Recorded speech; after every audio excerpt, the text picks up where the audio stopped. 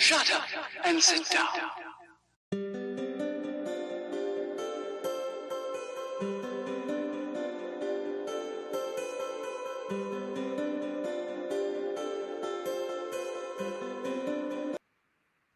Oh my goodness, what happened there? What happened there? I have no idea. Actually, I do have I know exactly what happened there. Hello, good evening, and welcome to another episode of Build, Paint, Play. I'm Dave. Greetings, programs. I'm Jake. I don't know what that fairy tale D&D soundtrack in the background was, and we're joined tonight by Dallas, who is the creative officer, creative director at Atomic Mass Games. I like the mystic, like, fantasy music. I felt like I should be looking for sweet rolls and harvesting some Nern roots or something. Yeah, it wasn't like I was hoping like Dave was gonna DJ it up and kind of fade from one to the other one. It was a pretty hard cut from like our normal music into that. It was. I apologize. Yeah, there's a rather than just clicking once to pause our music, I clicked there and then I accidentally clicked on the music which is just below it, which is acoustic cinematic, apparently. I mean, I don't hate it. It's pretty chill. Like it is. Perhaps in the middle of the show we can just have a 5-minute break. Yeah, everybody relax. Relax. Fantastic. Let's say hi to everybody in the chat. We've got hi to Scott, hi Louise, hi Mark Maxey, hi Alan. The hobbyist printer is Alan from the Army Painter, and Alan Borthwick is here. Good morning, a nice Wednesday for gaming talk. Alan is of course in New Zealand. What's it like in the future? It's always the future. Yep. Awesome. Dave Hummel has joined us. Excellent. He says Final Fantasy? No. Yeah, ish. It had that vibe. And Jeff Smith is here as well. Good evening, everyone.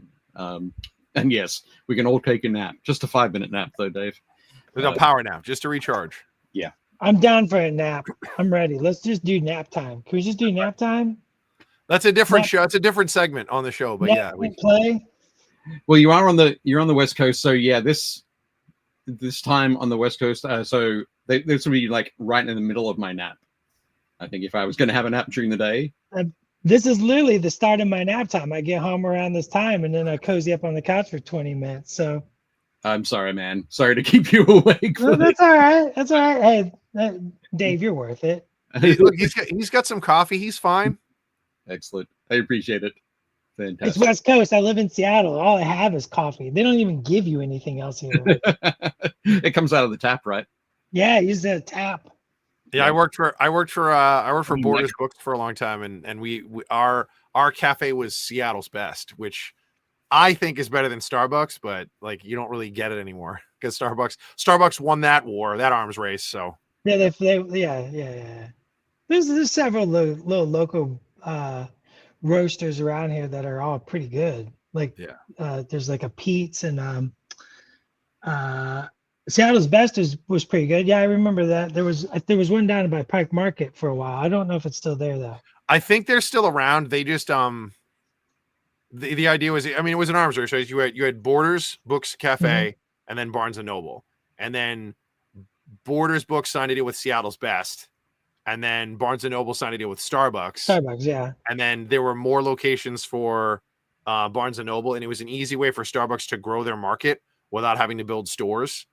Yep. And then when Borders went under, Seattle's Best like kind of shrunk a lot. They kind of like retracted, and now they're still around, but they're not as big as they were. And Starbucks went the other way after you had all those Barnes and Nobles, and they started putting freestanding ones, and now they're everywhere. It's like, but I was like, man, I kind of feel bad for Seattle's Best. Like that was 100% Borders' fault. They like if they had signed a deal with Barnes and Noble, it would be the opposite. Yeah. Like Starbucks would be this cute little company in Seattle, and Seattle's Best would be everywhere. I'm pretty sure the last time I was in Seattle, there was a street corner where was there a Starbucks across from a Starbucks, across from a Dunkin' Donuts, across from a Starbucks? No, there was no Dunkin'. It was a Starbucks, and then like catty corner was another Starbucks, but on the opposite corners were Seattle's Best. Oh, I bet they come out at night and knife fight. I think it was during the day. They'd just come out and like splash each other with hot coffee. Yeah. Like Kirk and Spock. Like, Yeah, all that. The music kicks in. Funny, I had that music queued up. Fantastic. There's definitely a Starbucks. You can see 3 Starbucks from one spot in Seattle. There's a spot where you can just be like, that one, or that one. Which one are you going to? So there's the original Dunkin' Donuts, like the first Dunkin' Donuts is like down the street from my store. They have like a plaque on the wall. It's like the original Dunkin' Donuts. That was the first one. It's pretty cool. It's kind of neat to be like, oh, like that's when it was just one Dunkin' Donuts. Like that was the one. Is that the one where it was like originally the Dunking Donuts? No, it's Dunkin'. It's Dunkin' with an apostrophe. Been Dunkin' the whole time? Yeah. Oh, okay. That's a shame. I was hoping the history was Dun King, like DUN space King, Dun King, the King of Dun King. Yeah, it would have been awesome. there is a King Donuts that is also in Quincy, but that's different. Yeah. Excellent. Dave Hubble says coffee, Star Trek, etc. Insert random fandom here. Yeah.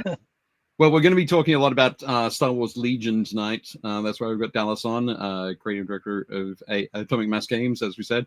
Hopefully, Dallas will enjoy himself this evening, and we'll come back later in the year to talk about Shatterpoint and Marvel Crisis Protocol. Fingers crossed. Yeah, I'm here to do whatever you want. I got my Legion mans. Nice. Oh, check it out. Super cool. Darth Vader. Awesome. But what we usually start off with, Dallas, is just a quick chat. See what you've been up to this week, hobby wise. What have you been painting apart from Mr. Vader? If I'm painting Vader, that means I'm painting like 30 stormtroopers as well. So, definitely the new core set stuff is got everybody riled up in the office. Like we're all super excited for those new core sets. And which I know we're going to talk about, but I immediately I've been waiting to build an Empire force for the hard plastics. Right. So far, the Stormtroopers have only been the soft plastic, and I'm like these are pretty good, but like hard plastic just has that crispiness, right? Those sharp edges and those that wonderful like tightness that a hard plastic has. So I've been like patiently holding off. I painted a few other Legion forces, but now that I got these stormtroopers in my midst, I'm like, man, I'm like ATSTs, Darth Vader, stormtroopers. Like I'm like, that's what I've been waiting for. So I've been working on my little force here. Like I might actually paint while we're chatting too. Yeah, cool. I'm a tactile person. I need to do 2 things at once. Right. Awesome. I need to I get to run all the behind the scenes stuff, so I don't get to paint at the same time. See, you need to get somebody else to do that so you can paint. That's what we're hopefully going to do in the future. That's the plan. We're working on it. We're working towards it, having a separate producer who will be able to run the switches and the X's and O's. But, and moving to those sweet DJ mixes that we missed earlier. Yeah, exactly. How about you, Jake? I did a bunch more research on. I know. Last week I talked about the Necromunda stuff, but apparently a handful of the guys want to start a slow grow Infinity League. Okay. So I have done a bunch of research, like figuring out, what I want to buy. Like we've been over this before. I think their sculpts are gorgeous. I think they're really, really beautiful. They're really well done. They have some of the best sculptors in the world, but I personally don't like metal models. And I know their metals are supposed to be really nice, especially a lot of the new ones. They've actually started doing like angled cutouts for the arms. So there's like post and socket construction, which is cool. It's a lot better than just like, bare metal arm on a bare metal shoulder. You never want just like flat planes. So I know that they're good, but supposedly there was a rumor going around that they were going to try to switch to all of their thermoplastics because everything for their fantasy game Warcrow is all thermoplastic. And apparently that's true to a certain extent. A lot of the bigger models are going to be in thermoplastic. So like all the antipodes, which are like the big werewolf dudes, and all of the tags, which are the big robot mechs, like those are going to be in thermoplastics. But everybody I've talked to has said like all of the newer sculpts are a lot sharper. Like again, they have like the post and socket construction. So Right. I've been trying to like build an army. Their army builder is really cool and really easy to use. The problem is like it doesn't seem like there's any kind of like requirements. Like when you make an army in Legion or in Warhammer, like it's like, okay, you need a leader, and then you need like some troops, and then you need some like specialist dudes. And in this, it's just like, yeah, like, put whatever you want. And I'm like, wait, what? But I guess part of it is certain units build like activation points. Right. And you need more activation points to do like the cooler stuff with the big mechs. So the idea is you run a bunch of little dudes, and then one of the mechs, and then all the little dudes generate action tokens, and then you can spend a bunch of them to activate stuff on the big guy. Okay. And so I was like, could you do a list that's like 3 or 4 big mechs? And they were like, you could, but you would generate almost no action tokens. So like you couldn't really do anything with them. And I was like, okay, that makes sense. But none of that is explained in their army builder. So I don't like, I'm like kind of fumbling my way through it, trying to build it. Like, so I've been doing a lot of that. And then I pulled out some more of my stuff and filled that case. So I've got most of my Iron Warriors tank army is in there now. But now I realize I'm going to have to buy another cool display case because I've basically filled this one. And I'm like, oh, that defeated the purpose. I thought I was going to be able to pull a whole bunch of stuff out, and I can't. So I'll have to get another one. Dallas, I'm loving your whole backlit shelves you got behind you. I saw you with the remote. That's pretty great. I dig that. My partner put these in for me. Like, she's an architect, and she's like, you want some built-in shelves? And I'm like, yes. Now, obviously, like these aren't the only shelves, as both of you can well imagine. There's shelves over there, and there's miniatures there and there and there and there and there. There's some in the living room, and I think there's even some in the bathroom and the kitchen. There's miniatures everywhere. So I'm in the same boat as you. Like I have cases at the office. These are full. Like, even like all my whips. Like I'll show you. Like, this is another thing. Phoenix, yeah, that thing's awesome. Nice. I haven't got very far on her, but she's in the works. But like, yeah, these little built-ins are nice. I like them. Yeah, that's definitely cool. I like that a lot. Yeah. So yeah, that was my weekend hobby. It was a lot of me doing research for a new hobby. And then like, taking stuff out to be able to display it and stuff. I did do some role playing. I played some D&D last week at the end of the week. I think that's it. I think that's the extent of my like gaming for the last week. Brilliant. Just quickly in the chat, I noticed that Alan said we have the first Krispy Kreme. Oh, nice. Things down in the Oh. So it's definitely cool. Scott said, if Dallas is not wondering why he missed his nap for coffee talk, I sure am. I missed the Thundercats and Battletech tangents. Don't worry. I'll do what I can. Coming for you. We'll have some more of those coming for you, Scott. A little graham cracker, a little chocolate milk, and a little nap, a little nipper nap. Like, sign me up. Little container of chocolate milk. Yeah, little cardboard container of chocolate milk. Sign me up. So we will steer clear of we'll steer away from Star Wars Legion for a second. Scott says, Dallas, what was the outcome of the big Adepticon Earth's Mightiest fight? Are there picks coming? Oh, are we talking about? Are they asking about the fight with Mephisto you and, thing? The one I played in? Or yeah. With oh, okay. Have you seen this thing? No. Who, Mephisto? So we made Mephisto, right? Yeah. And then for Adepticon, I got Anthony Wang, Matt DiPietro, and Aaron Lovejoy wanted to play a game of Marvel Crisis Protocol against me, right? So I was like, okay, well, if they're gonna play a game against me, like I'm chaos. Like I don't play tournament style. Like I don't. I'm a very narrative, very casual person. So I decided I needed some custom stuff. So you just ran Dormammu? Oh, I should have just brought Dormammu. I got to pull weight. I made. Oh, nice. I made my sculptors make me a Mephisto sitting in a throne. Awesome. Dude, you gotta release that as like part of a tournament pack or something, or an event pack. You never know what's gonna happen. But what I decided, like for the narrative event, is like I was like, okay, so Mephisto, like we wanted to do something with Mephisto.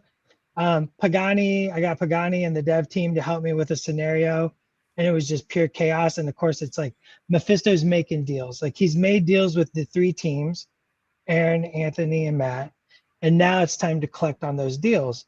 But of course, Mephisto can't just come by himself, so I converted up Captain Marvel, Spirit of Vengeance. Nice. Oops. And then because I love the Juggernaut and he brings a ruckus, I had to do a Juggernaut Spirit of Very Vengeance. nice. Awesome. So pretty happy with my putty work on the flames is getting better. And then I needed one more, and the one I picked, I was like, it was more based off what character would look cool as a Spirit of Vengeance. Like just kind of looking at all the Marvel characters we'd released and just being like, what would look cool with chains and fire? And we decided it was Doc Ock. Oh, nice. That's awesome. So got a little conversion, little custom job. And so we played a game. And of course I played the way I like to play, where I don't use measurements and I cheat the dice, and I just push terrain out of the way, or I just put terrain back on the board. I don't care. We're having fun. And Anthony ended up winning at the very end, pulled it out. It was very close. It was all based off who got knocked out. Like they had to bring souls to Mephisto and be redeemed, or if they got knocked out, they were captured souls themselves. I kept giving them superpowers. Like I gave, I think Matt's Wolverine got the Infinity Gauntlet, so he got all 5 of the Infinity Gems. Like it was just crazy. We just did crazy stuff, but it was a lot of fun. So excellent. I just gonna say as well, noticed Hank is in the chat. So hi, Hank. What's up, Hank? Hank. And Stephen Ryder has just joined us as well, saying hi. He has dinner. I'm assuming that he didn't win because he only had 5 of the Infinity Stones. Yeah. Hang on. He had. Maybe he got all 6. Maybe he got all 6. 6 I don't remember. Oh, okay. But he got whooped. I don't remember what happened. He got the Infinity Gauntlet, and then I think my Juggernaut got a hold of Wolverine and just. Our part-timer Andre, he runs all of our skirmish games on Sunday, and we have a huge Marvel Champions following. We've got a pretty good Shatterpoint group too, but like the Marvel Champions is just Marvel Crisis Protocol is just it's just massive. Like we have a ton of people, and Andre buys everything, so he has one of everything you guys make. And his favorite to run is he runs the Thors. So he has Thor, then he has the Mighty Thor, and then he has Beta Ray Bill. I was like, that's awesome. Like that list is disgusting. I was like, it's just him like whipping hammers around the board. I was like, that's gross. See, but like I cheat. Like if you were playing against me, I'm a monster. I have 3 Beta Ray Bills, and I will put all 3 on the table at my house because I'm a. Like I don't follow rules. I never have, never will. You're here first, folks. Don't worry about the rules in the time house. Just do whatever you want. Look, in your home game, you play what you want to play. That's what I'm running an all Mephisto Avengers team. It's just like 5 Mephistos. Yeah, sounds rad to me. This Mephisto has shield throw. This Mephisto has lightning blast. Sounds dope. Nice. Cool. Well, as for me, what I did this week, I played a few games. So we will check those out. We've got some photos. But we'll jump into our presentation.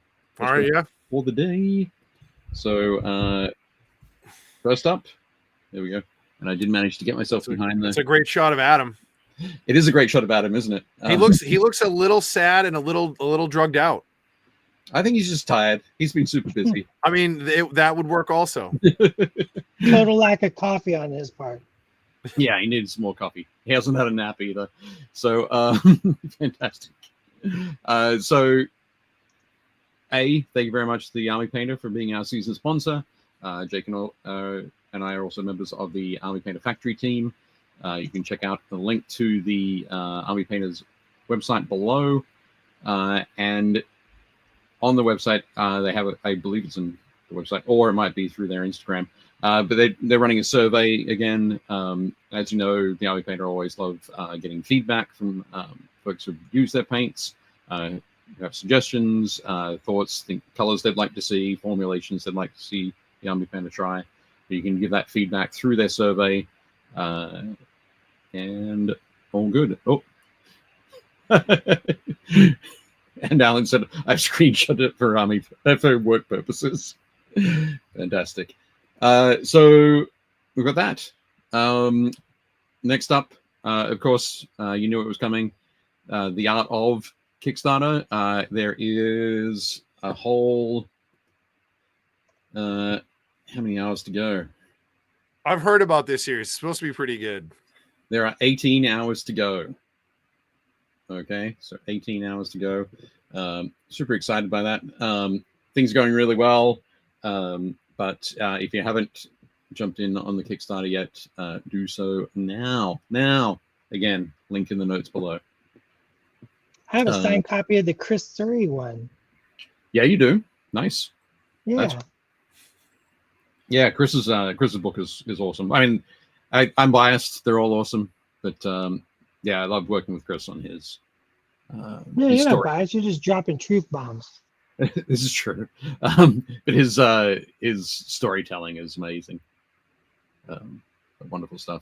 But yeah, Vince Venturella, Tim Marsh, Natalia Orich. You can see more about them on the Kickstarter page. Also crowdfunding at the moment, we mentioned it last week, is 1490 Doom. This is being funded on Gamefound. There's a link down below. This is a super small skirmish game, 3 models aside, where climbing to the highest point on the table and knocking your opponents off is the way to go. But yeah, I found out today as well that it won a Tabletop Minions Award last year. And finally, when it comes to crowdfunding, also showing off Flames of Orion. Oops. Did I press the wrong button? Well, we were. Pardon? We were showing it off. Yeah, we were. How did that happen? And now that segment's over. We're not doing that now. Yeah. Okay. Well, let's go back. I mean, I have no idea. just for a minute. Let's go back to it. So this Steve from the Hive Scum podcast, Steve and Gage are going to be guests next week, but more on that later. Flames of Orion is a cool mini agnostic mech fighting game, which is again funding on Kickstarter right now. And is already funded, but has quite a few days to go, 3 weeks to go. Alan, I'll do some research and I'll get back to you. The Battle Dice expanded rule coming. Okay, my goodness. So, game I played on last Wednesday night. Played a game of Rain in Hell, which is written by Vince Venturella and Adam Loper, Uncle Adam. Which is all about and some 40K broke out. Well, this scenario was we sort of rolled randomly. We ended up with a scenario called the Beast, and the Beast is like grab a model that's on a 60 mil base, and our host, the only 60 mil base models that he had were Mythic Blight Haulers for his Death Guard army. So we used that as the Beast, and you have to try and either sort of subdue it or kill it. And I managed to just get in there and subdue it just before my opponent did. So then I was able to use it on my side. And it's, as the name would suggest, it is a beast. Everybody loves the booger golf cart. That thing's the best. Yeah.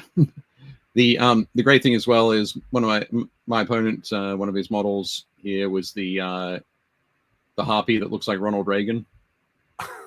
The Games Workshop model that was sculpted in the mid 80s. So super cool. But yeah, Rain in Hell, fun game. And then on Saturday, I played a practice game of 40K. This is the army that I'm taking over to the UK with me to play on Tabletop Tactics. So I had a game against Jeff Smith. And I forget, are you running them as... All right, this is the Tanith that you're running as Gene Stealer Cults. Gene Stealer Cults, that's right. So, yeah, so that was a lot of fun.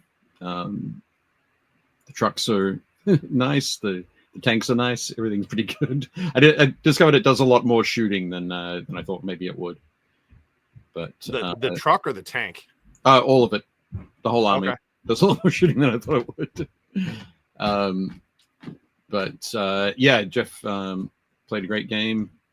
We had some fun moments where I was able to take down his dreadnoughts first. I think that was in second round.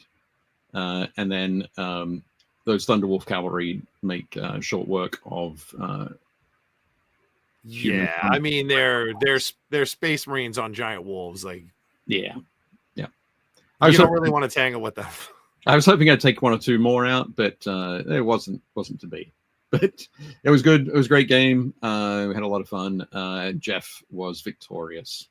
So the trucks that you're using, are you running them as Chimeras or are you running them as the Goliath? Crusher? I'm running them with Goliath trucks. Okay. Yeah. So. But and then are your tanks painted up as was it the Vitrians? No, the Narmenian armored. Oh yeah, Narmenian. Sorry, yeah. So, but yeah, that was me. I got some little bit of paint on my artillery witch. But yeah, otherwise that was it for me. And now we're going to jump in. Finally, we're going to jump in and talk about Star Wars Legion. Dave, these look great. You did an awesome job on these. Oh, I wish I'd painted these. I figured you painted these like over the weekend. No, these are super cool. I love the terrain as well that they're on. So these are photographed in the studio, Dallas. Is that right? Yeah. These are the studio crab droids, and that terrain is custom built by Rob Hawkins. Oh wow. Okay. Yeah. Yeah. We love Rob Hawkins. Right. We use him and Michael Archer. I think that those two guys just have a real knack for like what miniature terrain like feels like, because it's not just it's so much different than like scale terrain. There's a look and a vibe to it. And man, Hawkins just has that eye. And so Hawkins built all this terrain. We sent him a whole bunch of random kits, and he bashed it together and just made this cool junkyard. And then those crabs, I can't remember who painted the crabs. I don't think it was Brendan. I can't remember who painted those crabs, but they look really awesome. They're a lot of fun. A lot of nice texture on them. Yeah, they look great. Yeah, those are cool. The reason I'm showing these guys off first, everybody in the chat and anybody who's watching, is we're going to do another giveaway. So this giveaway is going to be nice and simple. It's going to be we're going to be giving away the box of crab droids and a box of these cool aqua droids as well. So a box of each to the same person. Just need you to subscribe, like the video, and then after the live stream has gone up later tonight, put a comment in below. Don't put it in the chat. Put a comment below the video of your favorite Star Wars character. Okay, so subscribe, like, comment, which is your favorite Star Wars character. Nice. Any character from any of the Star Wars formats, all good to go. And then next week we will draw the winner of that and contact Ross, and Ross will arrange to have it shipped out to you. I wish I had some of these built here by me, because just so y'all can see how big these things are. These aqua droids are gigantic. Like they're huge. They're really cool. They're very imposing on the battlefield. How much bigger than like a B2 are they? Oh, like almost twice the size of a B2. Okay. Like those are on 50 millimeter bases. So right. They're tall. They're Yeah, they're like three and a bit inches tall. Nice. Yeah, very cool. They're great. And again, fantastic terrain in the background there. But no, awesome stuff. So we'll come back to this as well at the end, just to remind everybody. But like, subscribe, put a comment, your favorite Star Wars character. Fantastic. And thank you very much to Atomic Mass Games for that giveaway. Yeah, we love giving away stuff. I mean, I love making Ross give away stuff. Yeah, that's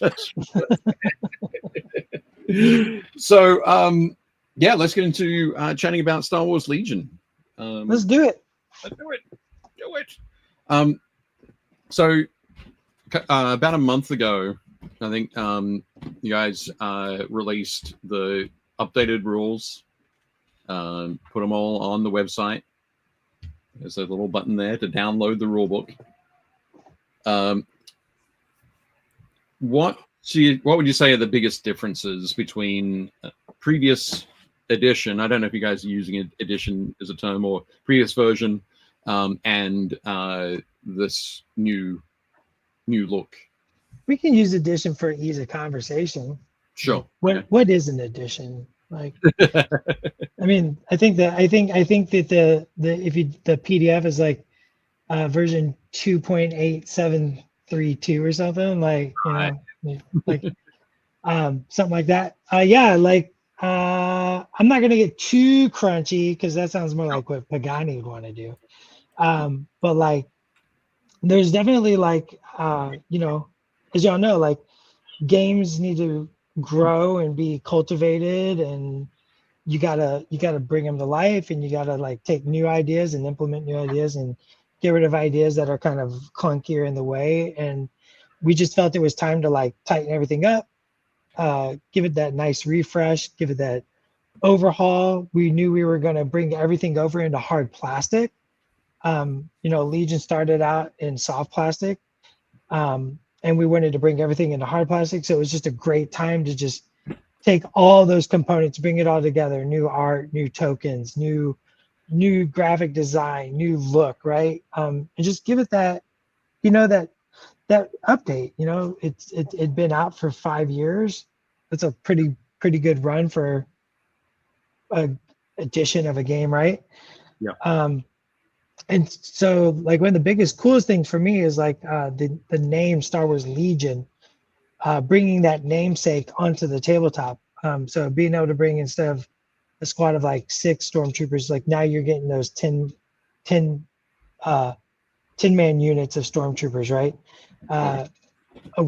They updated the points, so you take more units.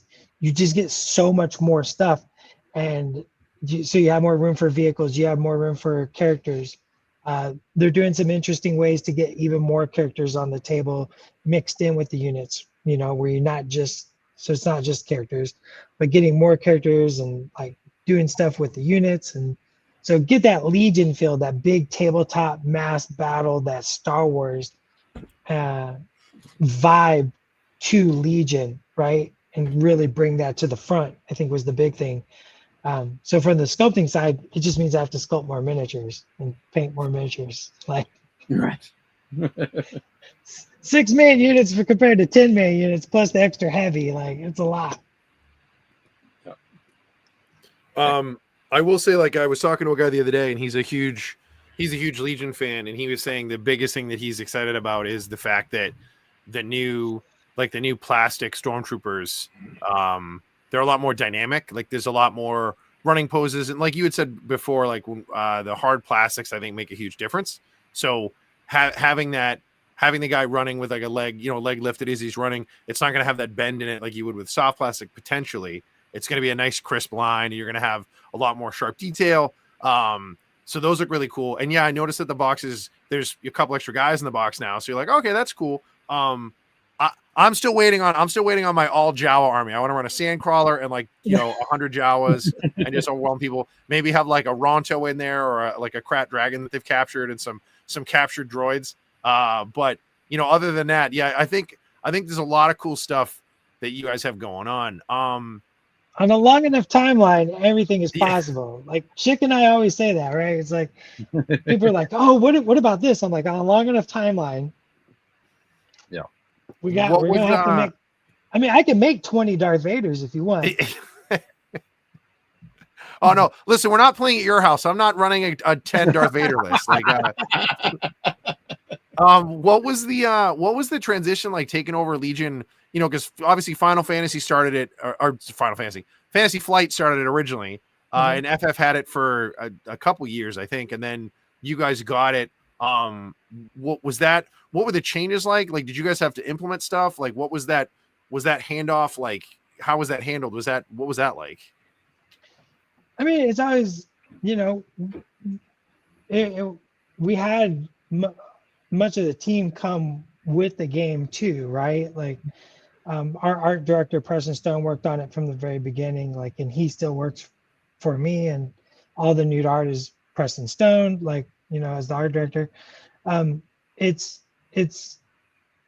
a unique and interesting thing to become the stewards of a game, right? Like you want to cultivate and grow it with the same amount of passion, and like we're passionate about miniature games, we're passionate about army games, we're passionate about Star Wars.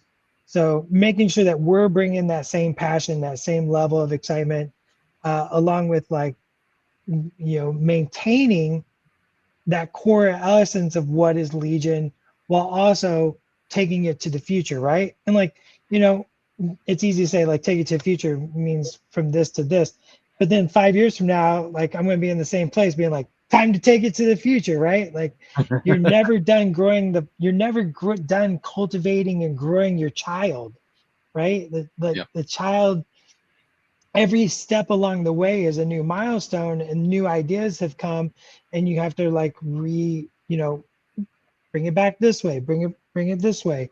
And you know, you have new ideas that you've never thought of because like you have this 5 years of experience that allowed you to even have that idea, right? You there was no way this idea could exist 5 years ago, 3 years ago, 2 years ago, 6 months ago. So I think like that was you know, it's been a awesome and pretty amazing like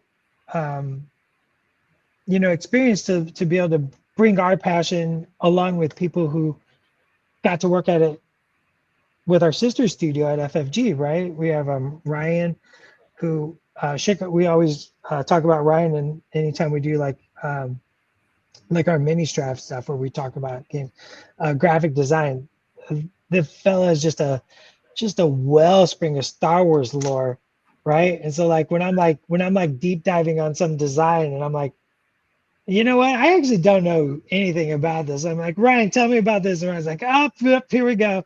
And I'm like, okay, too far. Bring it back. You got to make it a little more bite-sized for me, my friend. I just asked if the knee bends this way. That's all I asked. And he's giving me like what year they were created. So seeing that passion and like bringing it to the game, like it's such a cool experience, and I couldn't be more excited myself. Cool thing. So we did mention that that there are the starter boxes coming up. We'll got a couple of questions lined up for those later, but existing players, existing gamers, people who've got Legion collections already, what sort of I guess what sort of things do you think that what sort of things are you doing to bring those people along as well, bring those people to the future, that making that next sort of step? Oh, Dave, that's a good question. I mean, hopefully like the rules changes, which are not overly dramatic, right? But like that new life and the new way the game plays. You know, we have I don't know if y'all have played yet. I haven't played the new edition. Like the guys in my store, I think, are in the process of transitioning because they haven't like got the new boxes and made their squads bigger. The guys in my store, at least as far as I know, the guys in my store are playing like, I guess the current version, you know, if that's the right way to say it, or like the classic version. So I've played that, but I don't think I've played Yeah, I have not played the new like updated version. So all the rules are online for free. Like immediately we put all the rules online for free. Everything for the new version. It's all free. Like go get the rules. You know, Yep. We make miniatures. The rules are just come with the miniatures. So all the rules are free. But like one of the cool things is like I love the way the deployment works now. Legion has this cool mechanic where you have a deck of cards and each card represents like like special forces or your commander or troops, and you flip that over and you get to activate a unit of that type. You start Legion now starts in the new edition off the table.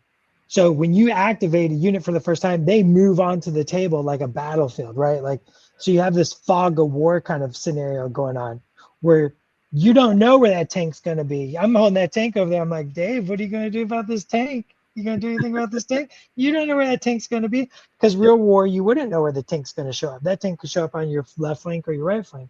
So there's this like little cat and mouse at the beginning, which is, I think, my favorite part that the dev team came up with. And just the way the scenarios work, I think are pretty interesting and cool. Plus the 10-man units, the new hard plastic, like we're not trying to, we want you to play with your toys, right? If you have a fully painted Legion force, great. You have a fully painted Legion force. Grab your fully painted Legion force, download the rules, print them out, come over, play against my brand new hard plastic Legion force. We can still have a good time. We can still play in tournaments. But what it's really doing though is setting the foundation for the future, and I think that's the more important part, right? Right. Like building a house. If you build a house with a bad foundation, what's going to happen? It doesn't matter how immaculate your house is, it's going to fall into the earth. So building that foundation that we can work from and grow the garden. I think that's the big part that hopefully people will see and gravitate to. Cool. Scott in the chat, Scott has asked, are there new core box sets with all the rules and tokens, etc.? Yeah, see, this is where Dallas gets in trouble. Oh, okay. I know exactly what's in that box. Well, so we have a related question that was vetted, and that related question is, how did you decide the contents of the starter boxes? It's what's cool. Right, but we haven't got to the size yet. It's what's cool.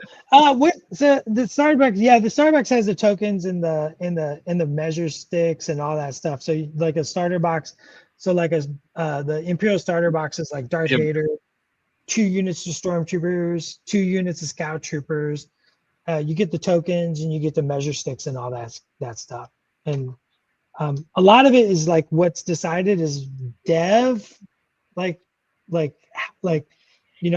this, like you got up here, the clones, 2 units of clones, ARC troopers, and the ARC troopers, and you have Obi-Wan and the Jedi. Like it's kind of like how the points work, and like there was a couple times where like it was like maybe it's 2 units of ARC troopers, but like because as dev is kind of working on those numbers and like what works, right? Right. So you were talking earlier about 10-man squads. So like if I were to pick up this box, can I like add 3 ARC troopers to that squad? Or is that a thing, or is that ARC troopers don't go to 10. Not every unit goes to 10. Your core foundational units, like clone troopers, they go to 10. ARC troopers are specialists, so they don't go to 10. So right. with the clone troopers, it says there's 22. So is that 2 11-man squads? 2 10-man squads, but you get an extra heavy for each because you get a choice of heavies, but you can only take one heavy. Okay. So options. Okay. Yep. They don't go to 11, Jake.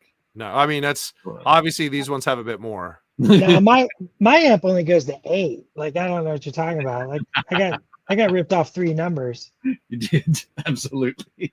So I guess on a related note, in terms of like managing stuff, what's it been like? Because we've all of us have worked with licensed material and had to deal with that sort of stuff, and because you don't own it, you're dealing with a licensed property.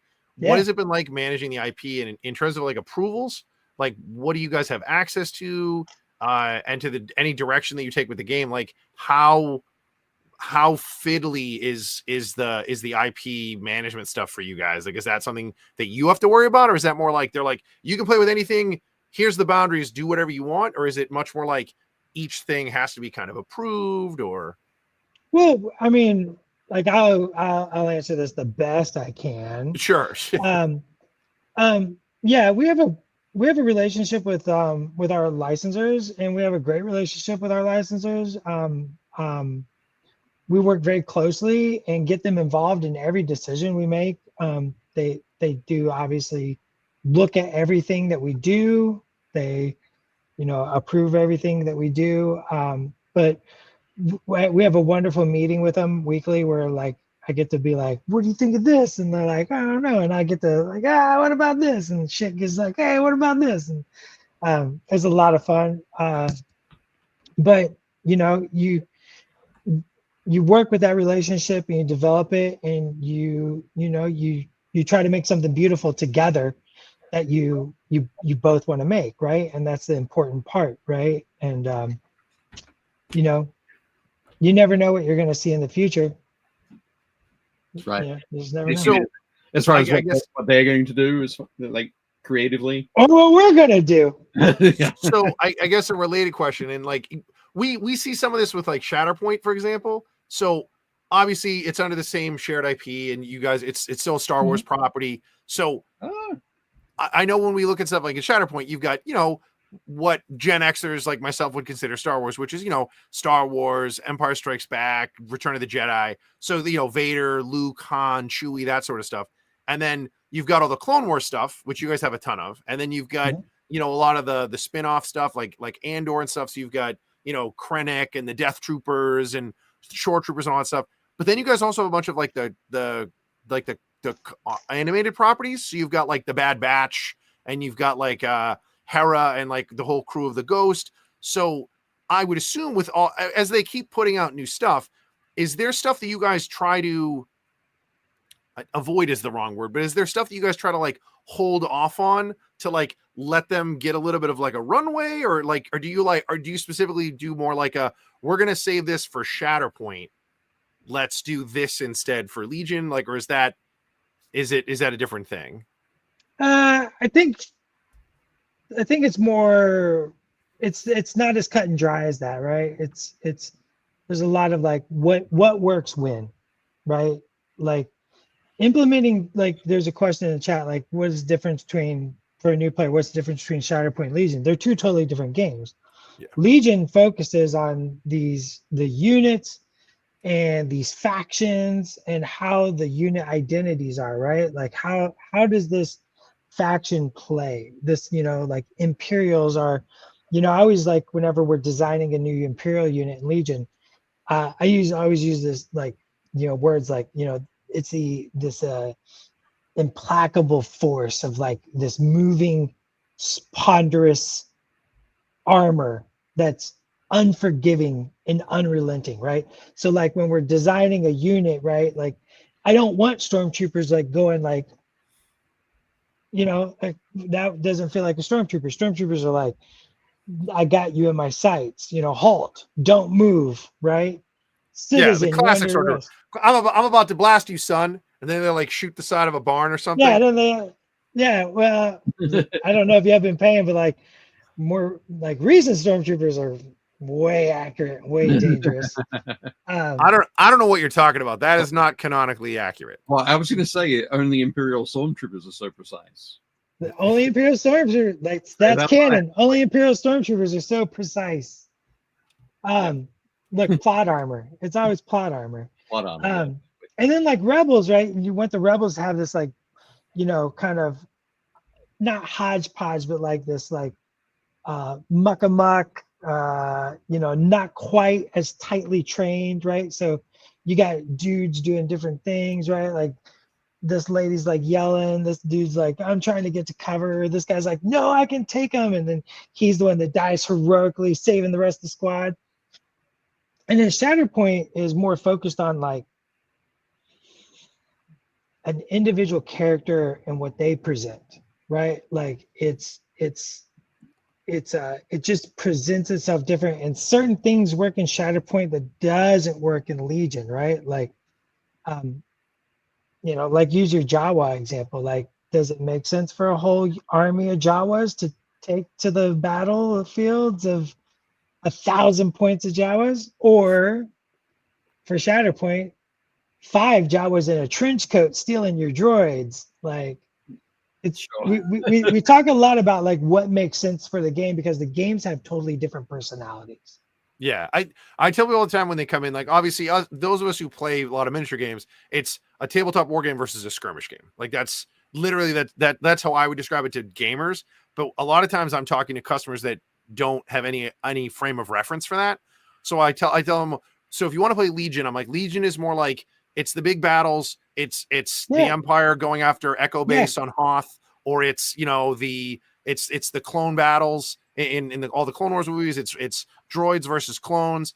It's big mass battles. And I'm like, when you play Shatterpoint is it's all superheroes. It's all action hero like stuff. So it's all your favorite named characters with maybe a couple of henchmen like pulling off something. When we were designing Shatterpoint, like so we started Shatterpoint even before we took over the Legions. We started developing Shatterpoint, and Shatterpoint in our minds was like Saturday morning cartoon. That's like those 80s cartoons. Like, close your eyes, imagine your favorite 80s cartoon intro, right? Oh, so many good ones. Like that is what we like. That was our dream board for Shatterpoint, was this, like, high action, the bad guys are doing nefarious deeds, but they always get away, right? And you have these like you're not just duking it out, but you're doing an objective. Like, it's pull this switch, right? And you see that all the time in Star Wars. I mean, the very first Star Wars, the very first mission that you see Obi-Wan do is infiltrate the Death Star, pull a switch. That's his whole job. Yeah. Right? Pull the switch so you can leave. That's it. That's his job. Pull the switch. That's all Obi-Wan does. Pull the switch. So like Shatterpoint has that same vibe, right? It's Saturday morning. They can jump across any gap in the gantries. They can jump down. They can duke it out, right? They push each other back. And Legion is definitely more like that. Like you said, that classic military stratagem, right? You got tanks, you got flamethrowers, you got ion blasters, you got Luke Skywalker like giving inspiration to his units. You have Darth Vader crushing the morale of those that oppose him, right? But the heroes are not as dramatic as they would be in Shatterpoint. So the philosophies are totally different in plus the scale, right? Like, the scale is different. It's much harder to make an ATST in Shatterpoint than it is in Legion. Right. Yeah. Sorry, when you were saying scale, I think we're talking like game scale, like the number of models that you got on the table, kind of thing. And both, yeah. The miniatures are like Legion's a little bit smaller because we want because you need more of them on the table, right? Yeah. And Shatterpoint, like, I know this was your question, so I'm just going to kind of cut ahead a little bit. I think Shatterpoint comes from, like, the look of Shatterpoint is a lot of years of me thinking about what do I like to paint on a miniature.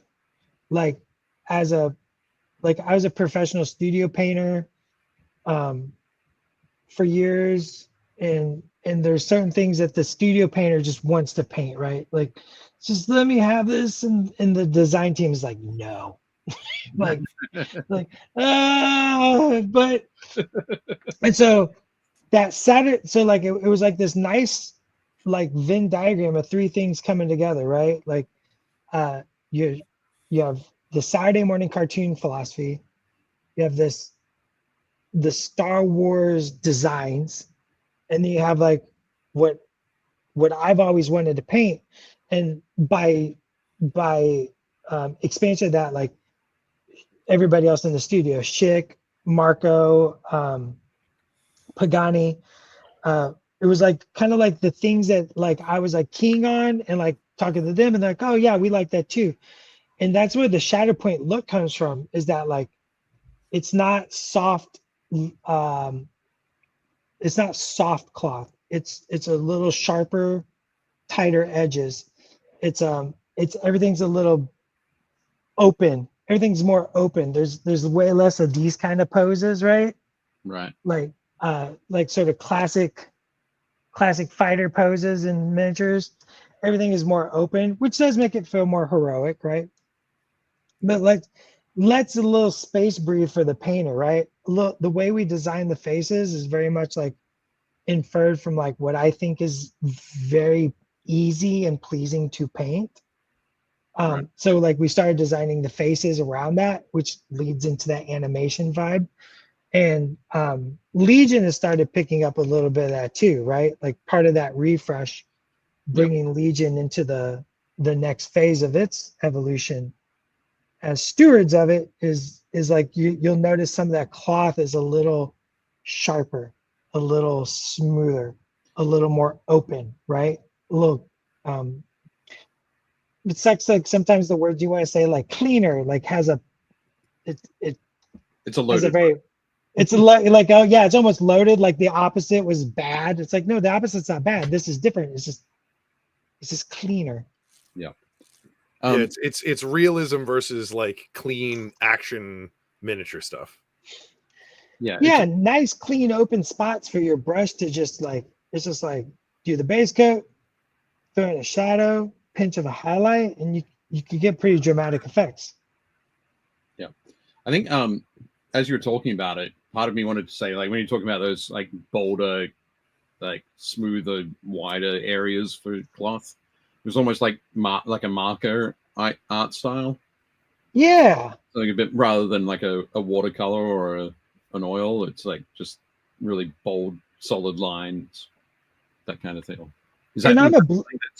I don't know if that's appropriate for it, but that's just what it totally makes sense for me. Like I totally get what you're saying. Like I'm a blender. Like I do the 2-brush blend. Right. Like I like making like really nice smooth blends, but I also like a lot of texture as well, like when it's appropriate. Yeah. And like sometimes for like some of the stuff, like it's really nice on like those big flat cloth is like just kind of doing a wash, and it's kind of a bad wash where you kind of like, the wash that would be traditionally considered a bad wash where you got like a little bit of bathtub ring or a little bit of inconsistencies. I go back and I accentuate all that. And like now I have this detail that's not a new element that I have to pull out 5 other colors to address with, right? It's just like, it's just a little texture. It's a little life on these big flat panels that makes it feel more alive and lets you as the painter have a little more control over of like what it aesthetically looks like. Do you want that sharp cartooniness? Do you want a little more rough and tumbliness? Like, my stormtroopers I'm painting, I'm doing like 2 washes and then like a sketchy little boop, boop, ding, ding, ding highlight, and it's like done, right? So there's a lot of texture on these flat panels, but it's not sculpted texture. Right. Cool thing. I wanted to ask you a bit more about the starter sets, and go back to when you were talking about the when you think of an empire, the empire force or the empire approach, being that sort of implacable, relentless, slow march forward kind of thing. Knowing that the clone troopers would go on to become that sort of empire element, is it do you think it's a similar sort of feel with the Galactic Republic starter army, like the forces that are in that? Yeah, I mean, he's got we got the Galactic Republic up there right now. Like the Galactic Republic definitely has. I have not played Galactic Republic in the new edition. My understanding is they're super highly trained, right? Okay. Like these are the highly trained soldiers that we expect to see, right? Like if you watch those Clone Wars cartoons, right? Like, you know, guys giving the 2-finger go and like they're on point, like they're all clones, they're all brothers and sisters, and like they're individuals and yet they're all the same. So like they play very much into that, like they're trying to protect each other, they're trying to be together, whereas like the Empire doesn't care about each other, right? Like, Right. Okay. like the Empire has no, like I know that there's a, I see Design Brain. Is that a thing that exists yet? I'm not sure. I don't know. Can I talk about that? I don't know. Oh yeah. It's a card where like the commanders can like basically kind of hurt the troops to make them do better. Like the clones would never do that, right? Like, right. You know, new ways to motivate them, I think is what it's called. Right. Where the clones would never do that. The clones are like super, like, you know, my favorite Jedis are like Plo Koon, right? We're like, you know, we're just clones, sir, and Plo Koon's like, not to me, you're not. You know, you're just like, ugh. Like. Excellent. I will say I must apologize. There's a some sort of glitch happening where my shared windows keep closing down. There we go. Oh gosh, look at that Grievous though. Yeah. Yep. That's amazing. So what about the Separatist Alliance? The not only droids, what would what's their approach? What's their I mean, they're definitely like the Horde army, right? Like, you know, does Anakin Skywalker care about 1v1? Like, absolutely not. 1v1, like that's when you get the B1, like, oh no, it's a Jedi, right? Like it's like, but it's about like, as you see, it says 30 battle droids, right? Right. Yeah. I think that's 2 units of 14. Yeah, because they actually go to like 14. Okay. And if I'm sure somebody in the chat can tell you the most number of B1s you can get on a field is something like 150 something. I can't remember. I can't remember that. But that's like it's a traditional Horde army, right? Okay. And they kind of have like that, like they don't do much on their own, but they do a lot when they're together and with their commanders giving them orders because they're droids and they have to like have the AI. So that's the vibe of them. And then Grievous is just, I mean, just look at Grievous, like, wow. Just dude's got 4 lightsabers and is here to just chop you up. Absolutely. Such a great character. But yeah, one thing I will mention is so these slides that we're looking at were part of the Adepticon sort of keynote about Star Wars Legion, and you'll notice on the top right hand side there's the release date, well, like the scheduled release date. So we're looking at this coming later in the year. But yeah, and like I said, all the rules are online for free. Like you can go online right now. You can download all the rules for all your characters. You can download all the core rules. You know, you can play with your existing army. You know, it's awesome if you have an army. Like that's great. Like, you know, not trying to not let you don't have to buy the B1s, but I think that the hard plastic. I mean, these were already hard plastic, but like. It's all about that foundation, getting a good grounds to work from for the next foreseeable future. Excellent. Jake and Alan are in the chat organizing, liquidating his kids' college fund. Oh no! I can't in good conscience encourage that. My wife works in higher ed, so I do not want to be responsible for that. Excellent. Cool. There we go. So the Galactic Empire set there. 22 stormtroopers. So again, that would be 2 squads of 10 with a replacement. And 1 AT-AT. One AT-AT. AT-AT is. Do you know how big an AT-AT is in Legion scale? I know how. Yeah, it'd be like a small dog. Yeah. Actually, it'd be like a medium-sized dog.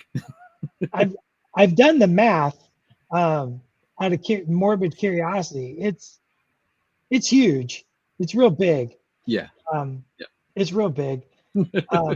Yeah, and you can see each leg would be about as long as an ATST is. A little bit. It'd be a little taller than an ATST is tall. Each leg. Yes, each leg is definitely tall because I think it would be about 2 foot tall and 2 foot long. Yeah. It would be a little bit bigger than the original Kenner toy AT-AT. Actually, that's actually probably right. That's probably close to the right size. You could probably just use if anybody still has a Kenner AT-AT from back in the day, you can just use that. It's to scale. I don't remember how big those were. So it's big. I don't know, it's big. It's at least 2 feet tall. Legion is definitely a 2 foot, 2 foot, and it plays on a 3x6 table. So we have a at my store we have a scale Millennium Falcon. Oh wow! I don't know what it's from. One of our regulars had it, and Adam, my old partner, bought it, and we had it like tucked away. And one of the guys was like, "Hey, can we use that?" And I was like, "Sure." So we took it down, and we were looking at it, and he's like, "I don't know where you got this, and I don't know who makes it, but this is to scale." So when you put it on the table, the Falcon is probably the Falcon's probably this big. It's probably it's probably 1.5 feet, if not close to 2 feet long, and it's almost as wide. But if you look at the cockpit, you could fit 4 Legion characters in the cockpit. So I was like, it's the right size. It's as big as it should be, but it's a really cool piece. Like we had a board one time we had like a spaceport, and we just put the Millennium Falcon on the landing pad, and it looks super cool. It's a nightmare to play with because like your guys can go under it and then you can't like see what they're doing and stuff, but it looks really cool on the table. Excellent. I love Wookiees. Playable terrain is a miniature designer's like that is, I spend so much time staring at a screen trying to design terrain that works for the game the way the devs need it to work for the game, but also be compelling for the player. Right. And that is not an easy balance to work with. No, not at all. I like how you guys went really Twi'lek heavy. Like apparently, like the rebel faction is like they went to like they went there and like put up all these like the rebellion wants you, and they were all like, that sounds like a good deal. Let's do that. Yeah. We can't all go to dance college, so let's sign up for the. Well, fortunately, if you don't want to use all the Twi'lek heads, you don't have to. There's plenty of other heads that aren't shown on the box. There's a whole collection of heads that are all interchangeable, and the troopers, the commandos, and with a little hobby, you can make the rebel saboteur heads all work, all on those bodies. So you don't have to use all Twi'lek heads, but we did definitely. But you could. Like, look at them. Are there any Ithorian heads in there? There's no Ithorian heads. No. Maybe they're coming later. Maybe. They're more observers. The Ithorians have the unique bodies. So. Oh, that's true. Yeah, you can swap them out. Yeah, that's fair. But so what's the I guess the play style aesthetic for the Rebels? It's definitely like that inspirational, like hope, right? It's that, Luke, I know in the last game I played, I was playing Vader, and Vader's just crushing people's morale, right? Like just devastating morale. And Luke is all about like bringing that morale back and stuff like that. And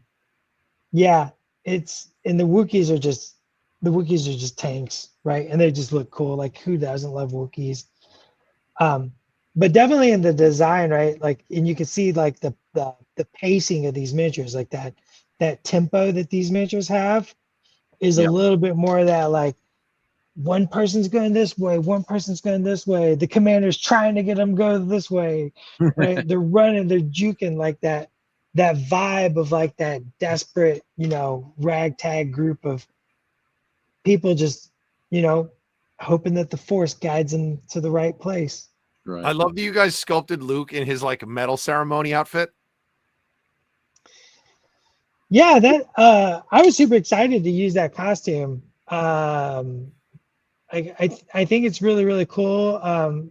Some of the recent comics have arcs where he's on adventures in that. So it's a really cool costume, and it was really, really cool to like once again, work with our partners at LFL and just be like, this is what we're thinking, and then being like, yeah, that sounds great. So yeah, being able to take those costumes from those single scenes and spread them around. That scene is so funny because like when you watch the movies, you're like Leia has a different outfit on like 2 or 3 different times, and then Solo has like his Han Solo outfit, and then it's not until the next movie where he gets his blue jacket, but it's basically gun belt, dark pants, high boots, white shirt, vest kind of look, and then like Luke is either wearing the orange Rebel flight suit or his like desert sand togs for the entire movie, and then randomly in this scene you're like, where did he get that? Like, is that from Han Solo's closet? Like, is this like his backup jacket? Like, where did he get that outfit? And it looks really cool, but you're like, he hasn't worn that ever. Like, he wears it for that 1-2 minute scene at the end. So no, it's there's gotta be something that explains that costume, right? Yeah, it's awesome. Like that yellow leather jacket looks super cool. And he's got 2 arm options. You can have him with the blaster pistol. You can have him without the blaster pistol. Like I built mine without the blaster pistol. Like I just that farm boy, he's not a Jedi Knight yet. He's on the path, like kind of vibe to him, Right. If I recall correctly, it's the Force is strong with you, but you are not a Jedi yet. You're not a Jedi yet. I still think one of the coolest models you guys have done is that limited Luke Skywalker Red 5. So you can make it's him in the flight suit. You can either have him with the helmet or without the helmet with light. Like I was like, that is one of my favorite kits you guys have ever done. I love that model. Do you have that? Do you have him painted? I have him somewhere. It's in one of my cases, I'm sure. But yeah, I got mine painted. Which way did you build him? Because there were like 6 options. Yeah, that model is amazing. Yeah. Did you make Dak? Did you make Dak? It's just a crushed snow speeder. Oh, too soon. Yeah. Too soon, dude. It's only been 45 years. Have you seen my Vader Redeemed? I don't think so. So I decided for Saturday. Yeah. Like the story I kind of created was like, Vader at the end of Return of the Jedi doesn't die. Luke redeems him. Luke does save him. Luke saves him. Anakin reborn, and he rebuilds the 501st. So it's a light side Vader after Return of the Jedi. That's this is dope. a lot of fun to convert. And then I built a unit of stormtroopers, but they're all done in the 501st blue color markings. So it's like a rebuilt 501st, but they're stormtroopers. Right. That's awesome. Nice. Yeah, Sean's suggesting that jacket might be from Lando's wardrobe. That's possible. It's probably Lando's. Let's be real. Lando's quite, what's the kid say nowadays? He's got the Riz. He's got the No, he's got the drip. He's got the drip. Is it the fly drip, or am I mashing up too many? I mean, I'm fine with that. Like I think you're about 50 years apart there, but I like it. Sweet.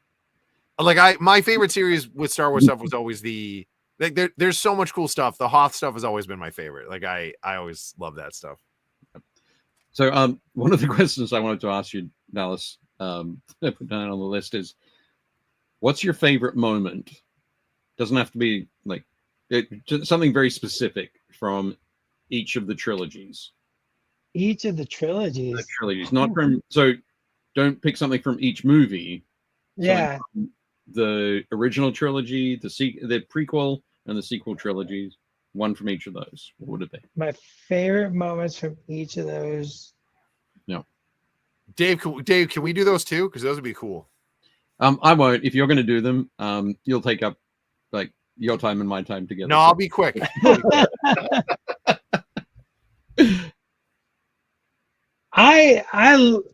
Man, because like you said favorite moments, and like favorite moments came up, but they're not from the trilogies. Okay. Weirdly enough, I think from the trilogies, I love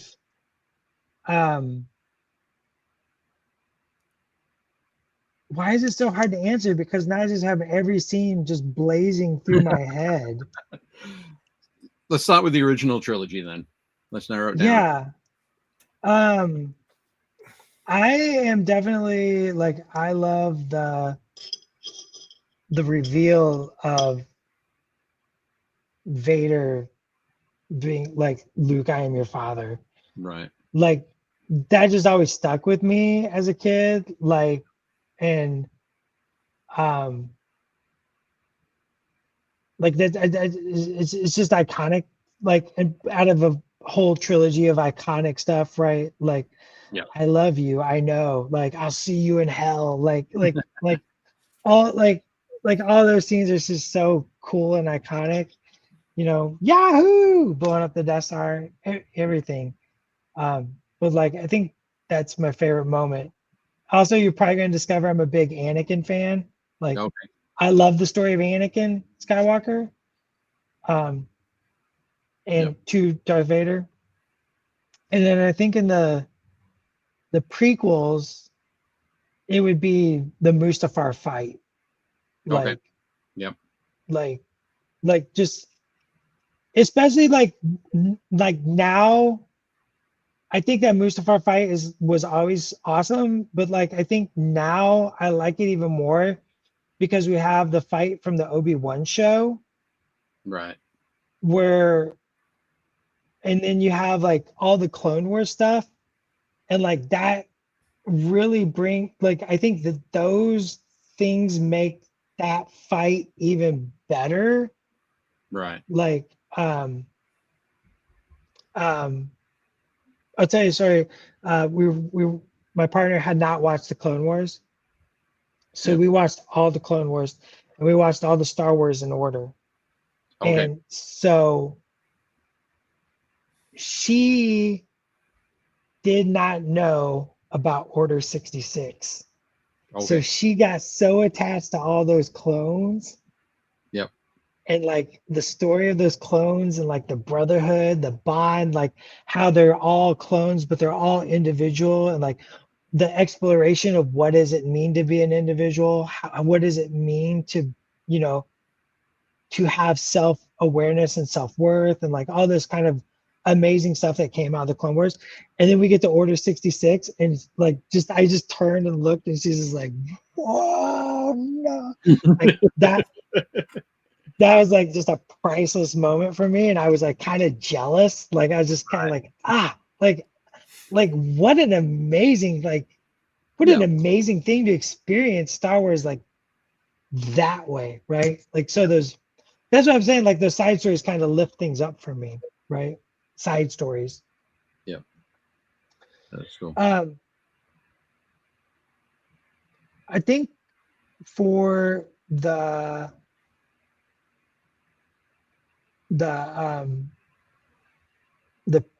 sequels is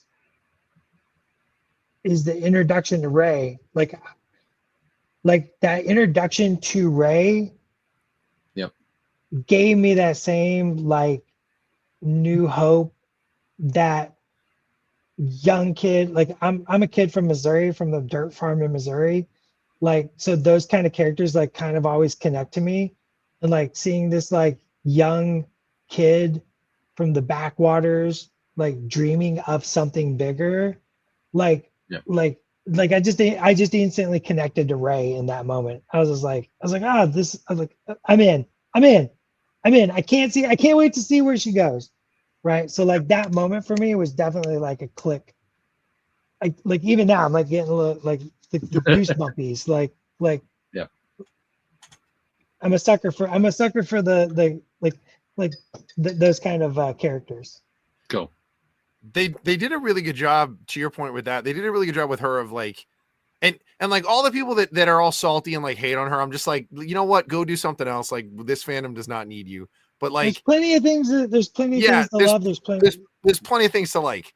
Yeah. I thought one of the coolest moments that showed her, because again, she's a kid, and when you she's in a the kid. first movie, I really like the scene where she like is like eating her lunch after like climb. Like, how cool would it be to be able to climb through the ruins of like a Star Destroyer and be like, oh, I found like whatever. Like it would just be super. Be like, I found a ballpoint pen on the bridge. Like it, And like the X-Wing helmet barely fitting on her. Her head. She's wearing the rebel flight helmet with the flight visor down, like eating her lunch, like imagining. Like I was like, dude, that's everybody. That's every single one of us putting on like a fireman hat when you were a kid or whatever. Like it is every one of us. Yeah, I thought that was really cool. I agree with you. I think that was really cool. I'm not even a nostalgia guy. Like I believe in the death of nostalgia. Like nostalgia is but they nailed it. But that grabbed me. Like I was just like, that's me.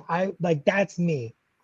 Yeah. So I would say, so for me, I remember seeing Empire Strikes Back for me is the pinnacle. It is the high point of all of it.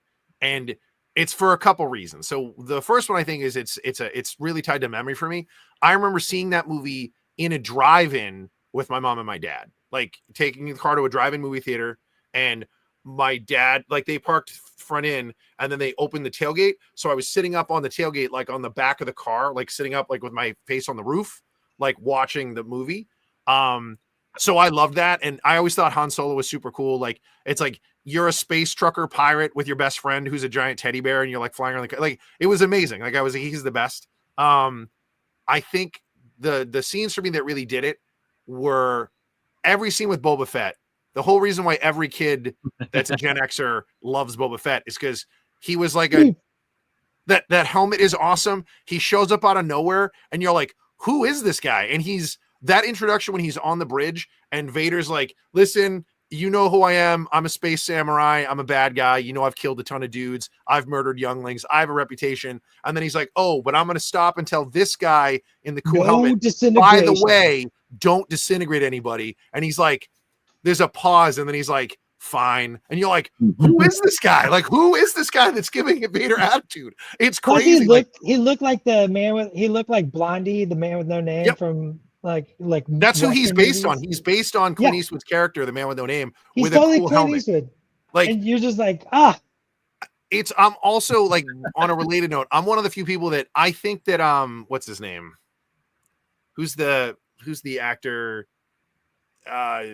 He basically plays Jango Fett. Why am I spacing? Tamara Morrison. Yeah, I think Tamara Morrison is a great actor, but for me, in my head, it will always be Jeremy Bulloch, the stage actor, and his original voiceover. Boba Fett sounds like the man with no name. He has a grizzled, like dark voice, and he only has like 5 lines, but you remember every one of them. And then they went back and they're like, we're going to make him an Aussie. And you're like, wait, what? And he's a Kiwi, but still like, now he's like, he's no good to me, Dad. And I'm like, what's happening? Like, why did they voice that over? So I get it. But yeah, the introduction of Boba Fett is one of the coolest scenes. And again, not just because he looks cool. Like, he looks cool and you're like, oh, who's that guy? But then when like Vader like singles him out, like, by the way, like it's like the teacher being like, by the way, problem kid, you're gonna sit in the front of the class because I know you're up to no good. Like, he singles him out, and then Vader like Fett gives him attitude. Like it's like, that was awesome. That's my favorite part in the trilogy. Now put that scene in context with all the media that's come after it. Yeah. And it's like, even like, once again, it's like even better. Yeah, but again, like at that point, it was cool because you were like, he came out of nowhere. You're like, who is this guy? Like, I thought that was so cool that the way they did it. They're like, we're gonna take this really cool character and drop him in. And according to Lucas, in an interview, they talked about he was just supposed to be like a random character they were going to use. But then the fans like fell in love with him. And again, this is a guy who has like, I think he has less than 4 minutes of screen time. Yeah. Like, he's barely in the movie. So we should have fallen in love with Dengar. Yeah. Can we have the guy wearing parts of a 3PO costume wrapped in toilet paper? You guys don't want to fall in love with him? No? All right. So like that was really cool. Throws grenades at his feet. Yeah. but then also, like, I think part of the reason the Empire is so good is because it's So it's directed by Erwin Kershner. So it's new direction. It was really fresh. All of the dialogue was written by Kurt Vonnegut's sort of like squire, like this woman who had like learned from Kurt Vonnegut and was one of his like proteges. All of the dialogue is written by her, or she did like all of the written dialogue, like she punched all that up. It just looks really cool. It's such a departure from A New Hope because it's like that's all Lucas all day. It's him doing everything. And then he was like, I'm exhausted. I can't do this. So he steps away and everyone's like, what are we going to do? Like, how do you correct this? And I think they improved from there, which is unheard of. Like typically sequels are not better than the original. So yeah, that's my take from the original series.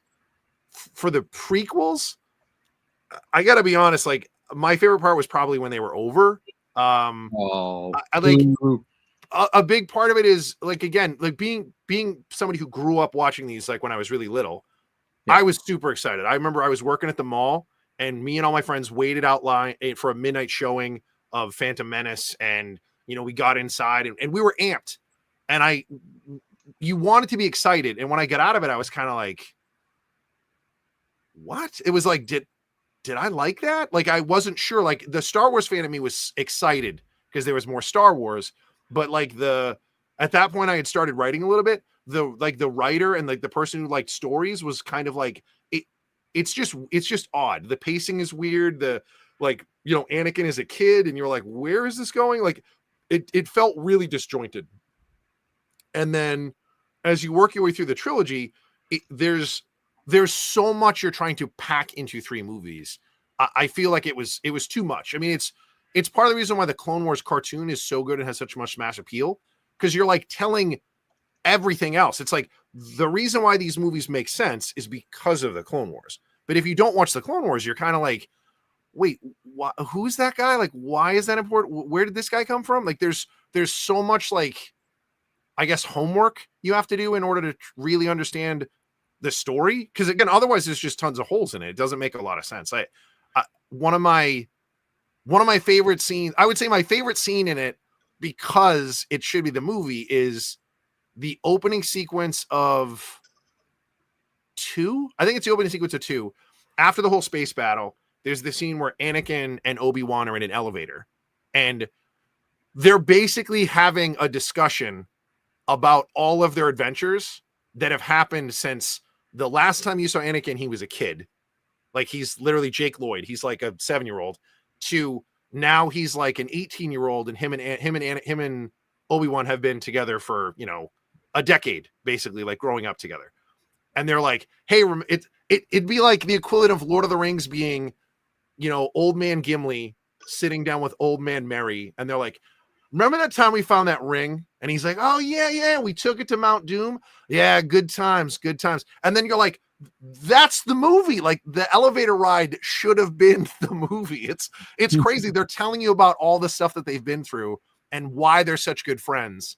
And then bing, the elevator's open and then the movie starts and you're like, wait, what? Like, so for me, that scene is hilarious because I was like, why are we not seeing that? Like episode 2 should be that.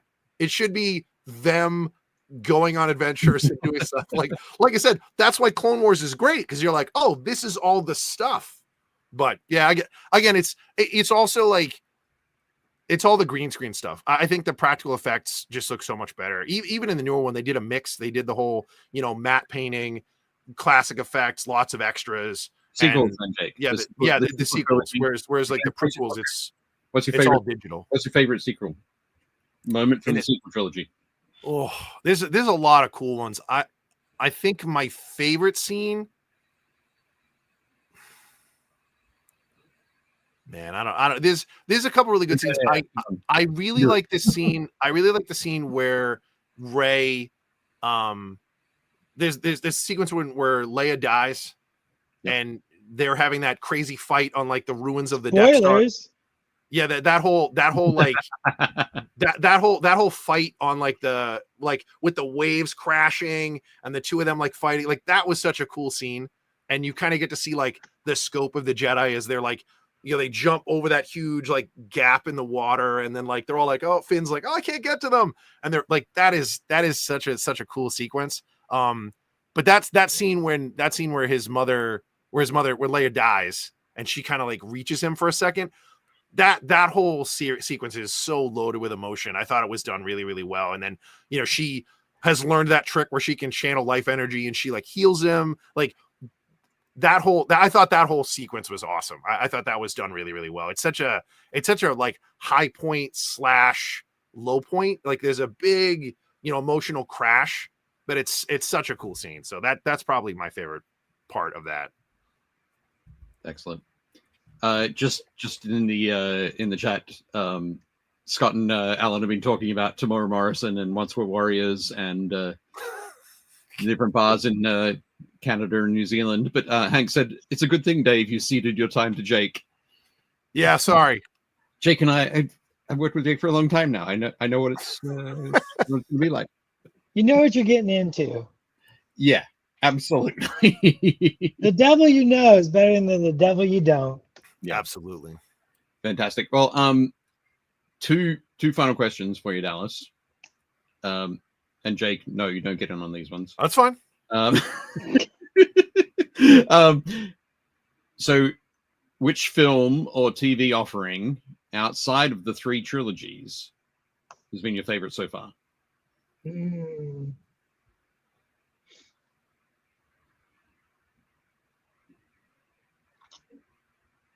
bad at favorites, Dave. Okay. I should have followed up with it's like asking what's my favorite song? I don't know. Am I sad? Did I just get broke up with? Did I am I at karaoke? My favorite song changes. I think Rogue One, Andor, I assume everybody's watching Andor, has been fantastic. My partner and I really enjoyed Skeleton Crew. I just got a kick out of Skeleton Crew. And Clone Wars. I think Clone Wars does so much, and it's 7 seasons, and those last 4 are just riveting and emotional. Once again, that trajectory of Anakin to Vader, and then once again that fight in the Obi-Wan series. It just, every time I watch that fight, I just get goosebumps from that second fight with Anakin and the blue light, and he's like, you didn't kill Anakin, and then it moves the red, he's like, I killed Anakin. You're just like, what the it's so good. It's so good. No, Josh has got it. It's Ewok's Caravan of Courage. Yep. Somebody didn't say holiday special. Yeah, holiday special. There we go. Allison Kenobi. Alan also said Lego Star Wars. But yeah, I'm going to say that I also really liked Solo. Solo was fantastic. I really enjoyed Solo. Just a fun heist, movie. These characters, the Infree's Nest, I think those costumes are really sick. Yeah. The kid who plays Han is great too. He looks like a young Han. That was awesome. We were watching what do you call it? A New Hope the other night, and that moment in the cantina when he leans back and sort of toys with the wall, while he's just trying to distract Greedo. It's just like that. It is exactly the same sort of manner as as I said, the guy that played Solo and played Han in the movie Solo. Yeah, he nailed those mannerisms. Yeah, just really did a great job of following that. And remember, kids, Han shot first. He's in fact the only person who shoots in that scene. But that was that's great. I like that one. But yeah, as Hank said, Andor is just doing some great stuff right now. I'm not gonna get into Andor. I'm mad about B2 emo. Yeah. In that show. Okay. Like he just like what happened to B2 Emo? Like what happened? He's just left on the farm planet. Like go get your stutter droid. He's a friend. I really like the droid. I really like the droid from Solo. K2SO? No, from No. yeah, from Solo. From Solo. Lando's droid. Lando's droid, yeah. Yep, it's absolutely great. But she's the best. I can't remember. She's a British actress. She's so funny. well, it was voiced by Gwendolyn Christie. Gwendolyn Christie. Yep. Captain Phasma. The droid is? The droid is, yeah. Oh, Yeah. I thought it was what's her name from oh God, what's her name? It doesn't matter because you're wrong. No. She's great though. That droid's the best. Yeah. Absolutely. Sassy. I like a sassy droid. Sassy, for sure. Excellent. Okay, and the final question. What's your favorite Legion faction to paint? There we go. Scott's telling me I'm wrong. I was saying it was Tilda Swinton. I think you're right. I think it's Tilda Swinton, not Gwendolyn Christie. There you go. I'm actually so I mean favorite once again. I'm not painting my stormtroopers white. No, you guys are both wrong. I was correct. It's Phoebe Waller-Bridgers. Phoebe Oh, there we Waller-Bridgers. Yeah, she's a British comedian. She's super funny. She's been in tons of stuff. There we go. I was wrong. I apologize. It happens. It's just it's actors. Who can remember all the actors? I just hate it when I'm wrong, and I've made fun of Jake for being wrong. Yeah. That's the worst. That's my only. Hey, you got to be careful, man. You get out over your skis sometimes. Absolutely. I think the weirdest thing about painting a lot of the stuff is that two of the factions are very similar. Like if you're doing Imperials or if you're doing the Republic, it's a lot of like white armor and then other special characters, whether it's like, you know, the Imperial Guard, the Emperor's Guard, the Imperial Guard, or like, you know, Vader or whatever. And then you've got, like they look super cool. Yeah, but I'm just painting my stormtroopers. This is just a stormtrooper. Right. You're doing this Bad Batch? No. Just as a. I like my like so they're the bad battalion. That's different. they're the bad battalion. I love tanks. Like I love tanks. I'm allowed to take 3 ATSTs in an Empire army. I was looking at that and I was like thinking about the philosophy, thinking about the look of my army, thinking about how to build it. And I don't know if you've seen these. We did the riot control squad for Empire. Oh, so cool. Yeah. Stormtroopers with riot shields and shock batons. And I was like, okay, well, I kind of want to extrapolate on that philosophy, right? Like once again, we go to that implacable, unmoving, uncaring, the cog, right? The Imperial cog. They're all cogs in a machine, right? And I wanted to capture that. So I was like, okay, well, I think I want my troopers to be painted more like the Imperial armor, right? I want that gray, grungy vibe. So I'm just doing all my stormtroopers dark gray, like I painted my ATSTs. I just decided to throw like a cream colored shoulder pad on there just for a little pop and a little red accent, just to make them look more menacing, right? But like, I'm a firm believer in like, you know, it's your army, you know, decorate them up, like give them some designs. They don't have to be white. They can be a multitude of colors, right? Flip the 501st, do them blue with white marks, right? Like I think that there's room to play there and kind of create a bit of what, you know, it's to me like what Legion and ShadoWPoint does is it lets you, Jake, take and bring your story into the world, right? It's your way to express and be part of the Star Wars story in a new and interesting way that other media doesn't have. Which, I mean, don't get me started on the philosophy of why miniatures is the greatest hobby known to man, right? Like, you know, $50 for a box of dudes, and I'm going to spend how many hours painting them? That's way better value than a movie. Like, so, you know, my clones are white, but they have black accents, and they're the Lucky 13s. Like I named them. Like and they have like the tank has little you know, card clubs, the clubs. Like they got little skull marks, right? Like they got blue glowy eyes, right? Because I think blue glowy eyes just look cool, right? It's not canonical, but that's fine. You know, I'm gonna do some custom stuff for this stormtrooper army. You know, I sculpted a banner bear, like, Nice. you know, Nice. like why not? Like Yep. banners are really cool. You know, so I sculpted and kit bashed a little banner for my personal army. I'm personalizing my fours. I'm making it my own. I don't have a name for it yet, which is important, but I think it'll come to me hopefully.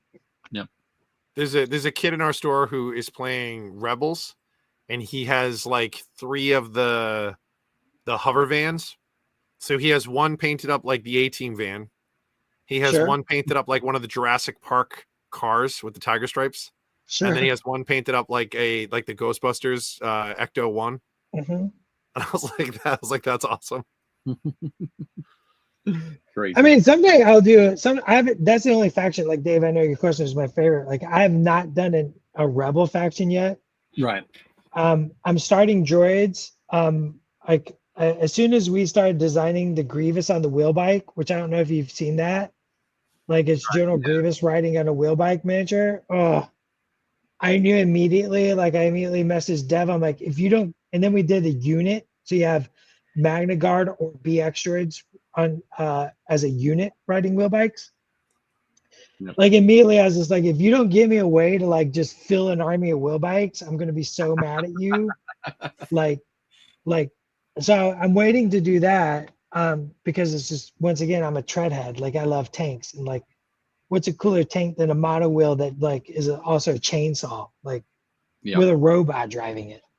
I got a robot with lightsabers driving it. Yeah. 4 lightsabers. I got a clone army that I've worked on, and then now my empire, and I think I'll do some rebels eventually. Like once I have like an idea or like an angle or like a color scheme, like that's when it like starts coming, and like I start building off those ideas, right? Like, how do I make it mine? How do I personalize it? But still feel like it's, you know, rooted in the world, right? Sure. Yeah. No, that's cool. And obviously we're talking about like a galaxy spanning empire. There's a lot of opportunities for variety. There's so much variety. And then we have these we have customized characters coming out, like, so they're like a build your own commander. So like the empire has like all these different bits, right? And you can use it as a operative or a commander. You know, and like say you want like a pistolero type commander, like it's sort of like your way to like create your avatar, like, you know, the Jake or Dave on the table, right? That many miniature games have been doing for a long time, right? The generic guy, and you name him, you know, Dave the Almighty. He's a double pistolero, right? How did you know? Because I know Dave. So like we got these kits coming that, like, you know, once again, that groundwork had to be built, and like these kits will be coming out, and they allow you to like create these like commanders and operatives that like are kind of like you're picking and choosing like what weapon, what head, what accessories, what accoutrement, like to like make them yours and add that flavor to your armies as you build and grow your army, right? Which is super important as a miniatures game. Yeah, absolutely. Fantastic. Well, I think that sort of brings us to a sort of a nice point with our conversation with you, Dallas, about Star Wars Legion. Of course. I want to remind everybody that we've got a giveaway. So Talking Mass Games are giving us a box of crab droids and aqua droids. You just need to like the video, subscribe to the channel, and then after this video goes up on YouTube, pop in the comments your favorite Star Wars character, and we will randomly select a winner next week. Dallas, you good to stick around and check out some minis from our Facebook group? Yeah, let's hang out. Blood Demon asked, or was talking about graffiti I did on SharePoint, and Scott is asking, where's that video? Like, if you go to the Atomic Mass Games YouTube, I have a ton of videos, and not just one on graffiti. There's actually several, so go check those out. Cool. Shameless plug. No, absolutely fine. That's what you're here for, right? I'm here to talk to you, Dave. Oh, that's lovely. It has been really good. I've enjoyed it tonight. Very cool. Okay, so jumping in, we have the first up, Adam Weller. Dang. So yeah, this Adam's been having some fun with the some of the Nurgle models. Oh, this is killing me. Dave, what did you download? What update did you do that it's not doing this? It is. It must be something like that. I'm gonna have to work it out. Okay, let's see. Yeah, I'm not sure what's going on. It says sharing window. I don't want to stop doing that. I love that. I love that on this guy. You can see his big toe sticking out. Like there's a hole in his boot. Right. Yeah, and he's got a filthy toenail. Yeah. That's punchy. Yeah, it is, isn't it? That green and that pink are so vibrant. Yeah, absolutely. Looks fantastic, Adam. The axes are super cool too. I like the way you did the axe heads. Yeah, I got a lot of sort of brutal texture in there. But yeah, looking great. Nice work. Next up, we've got Alan. Alan is there we go. Chat. So getting up this cool minivan. The Marvel Crisis Protocol minivan. Yep. Looking good. Yeah, look at those blues. I think Alan said he's also going to be using it for a zombie game later this year. Been working on some terrain for his zombies. Yeah. Dan Wood says I need to chant the holy litanies to appease the machine spirit. I might need to download the latest version of StreamYard. Could be the same thing. But yeah. Looking right there, Alan. Nice one.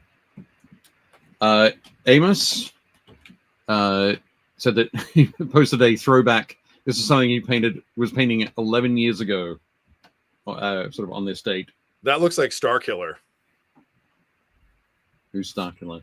Starkiller is the character from the Force Unleashed games. Ah, okay, cool. But at the moment, Amos is working on the Shatterpoint Grievous. I'm having a lot of fun. Very nice.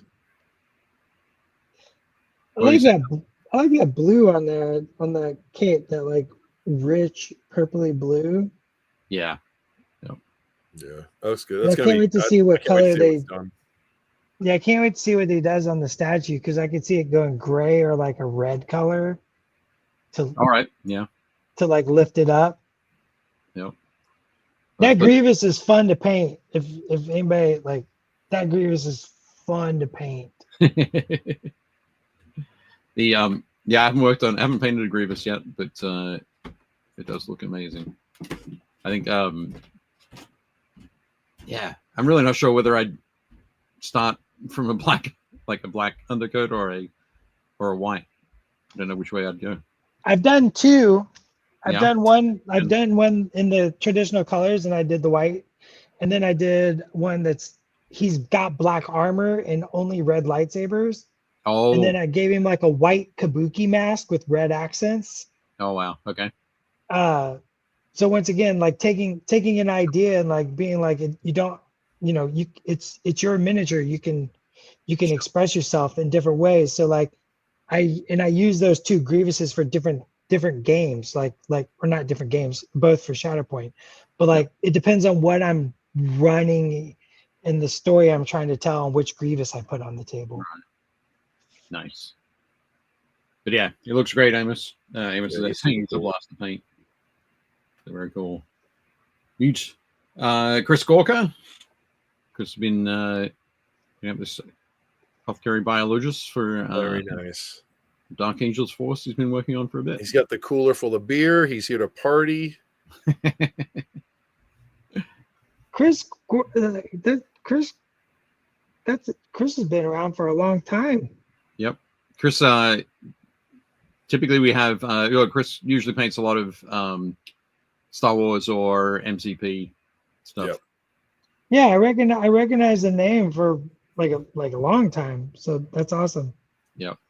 Absolutely. This stuff's always so smooth. He has like really cool, like he does a lot of really subtle like colors, and then he'll do like a big pop of like something super saturated. This model is actually kind of a departure for him because there's a lot of like saturated colors, but yeah, this model, there's so much going on this model, like on the sculpt, like you kind of can't help yourself. Yeah, no, it looks great, looking really cool there, Chris. Nice one. That model's awesome. Cliff Edders started recently on his Plague Burst crawler. Yeah, I was giving him crap today. I was like, I like how the tank itself is all like chipped up and rusted, but yet like those Nurglings sure chromed up those guns and polished them shiny. Yep, I have a feeling that there's an oil wash to go over this whole thing. Maybe it's coming. Cat Swift has joined us, and Cat says I could sit and watch Gorka's stuff for hours. Yeah, sure. Yeah, looking good. Look at that. I wasn't touching anything. Yep. It just turned off. He definitely downloaded some like sleep update that like if you don't touch something for X amount of time, it shuts itself off. It's super weird. I don't know. Anyway, next up we've got Dave Hummel. Oh, Dave's got some primed Land Raiders, some terrain, and a was it a Storm Eagle? I'm not sure. Storm Talon. Storm Talon. Yep. I think. Oh yeah, he kind of mixed the two kits. But the I think the other week when we were talking about the different Land Raiders, I thought that he had was just switching out the weapons, but no, they were completely separate chassis. So, yep, expanding his motor pool there. That one on the left, that's the I think that's the Terminus Ultra. That's the one you can only get at Forge World. Oh, okay. Because it has like unless he has a bunch of aftermarket parts, but it has like the double eagle around the cupola in the back, and then it has the printed banners. Yeah. And then if you look really closely, that front turret mount, the hull mount, it's a last cannon with I think a grav. Like that's why the two barrels are different. Oh, okay. Dave's saying it's the Excelsior. Oh, okay. But, that thing is nuts. Coming along there, Dave. Next up, there we go. Painting some more Horus Heresy stuff for this is a commission for a friend of his.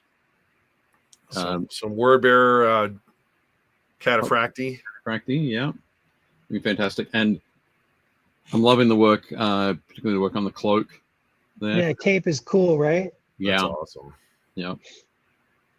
This is wonderful sort of geometric star chart chaotic runes kind of. That's awesome. Deal. But yeah, looking excellent there, Sulin. Nice one.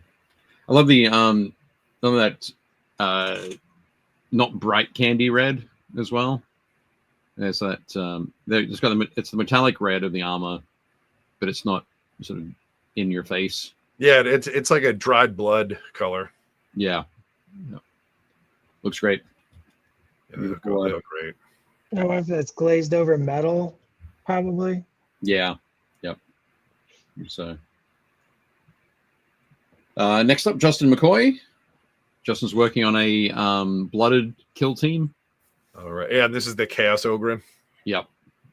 Yep. Which looks great. It's got that wonderful sort of tortured texture going on with the skin, particularly around the face there. Yeah. Very agree on with red armor is always a. Yeah, that's true. Yep, that works really well. But yeah, Justin's having fun with that. Such a cool model. Yep. Nice work. Kelly Rowe. Kelly said that I think was it must have been a couple of weeks ago. I think we had he painted Wolverine in his yellow and blue. Yep. And so I think you might have mentioned the brown costume. Yeah, he kind of split the difference. Like it's right. It's like he's wearing an amalgam of the yellow and blue costume and the brown and yellow costume. Yeah. I think it kind of works. Yeah, I like it. Yeah. Like, great.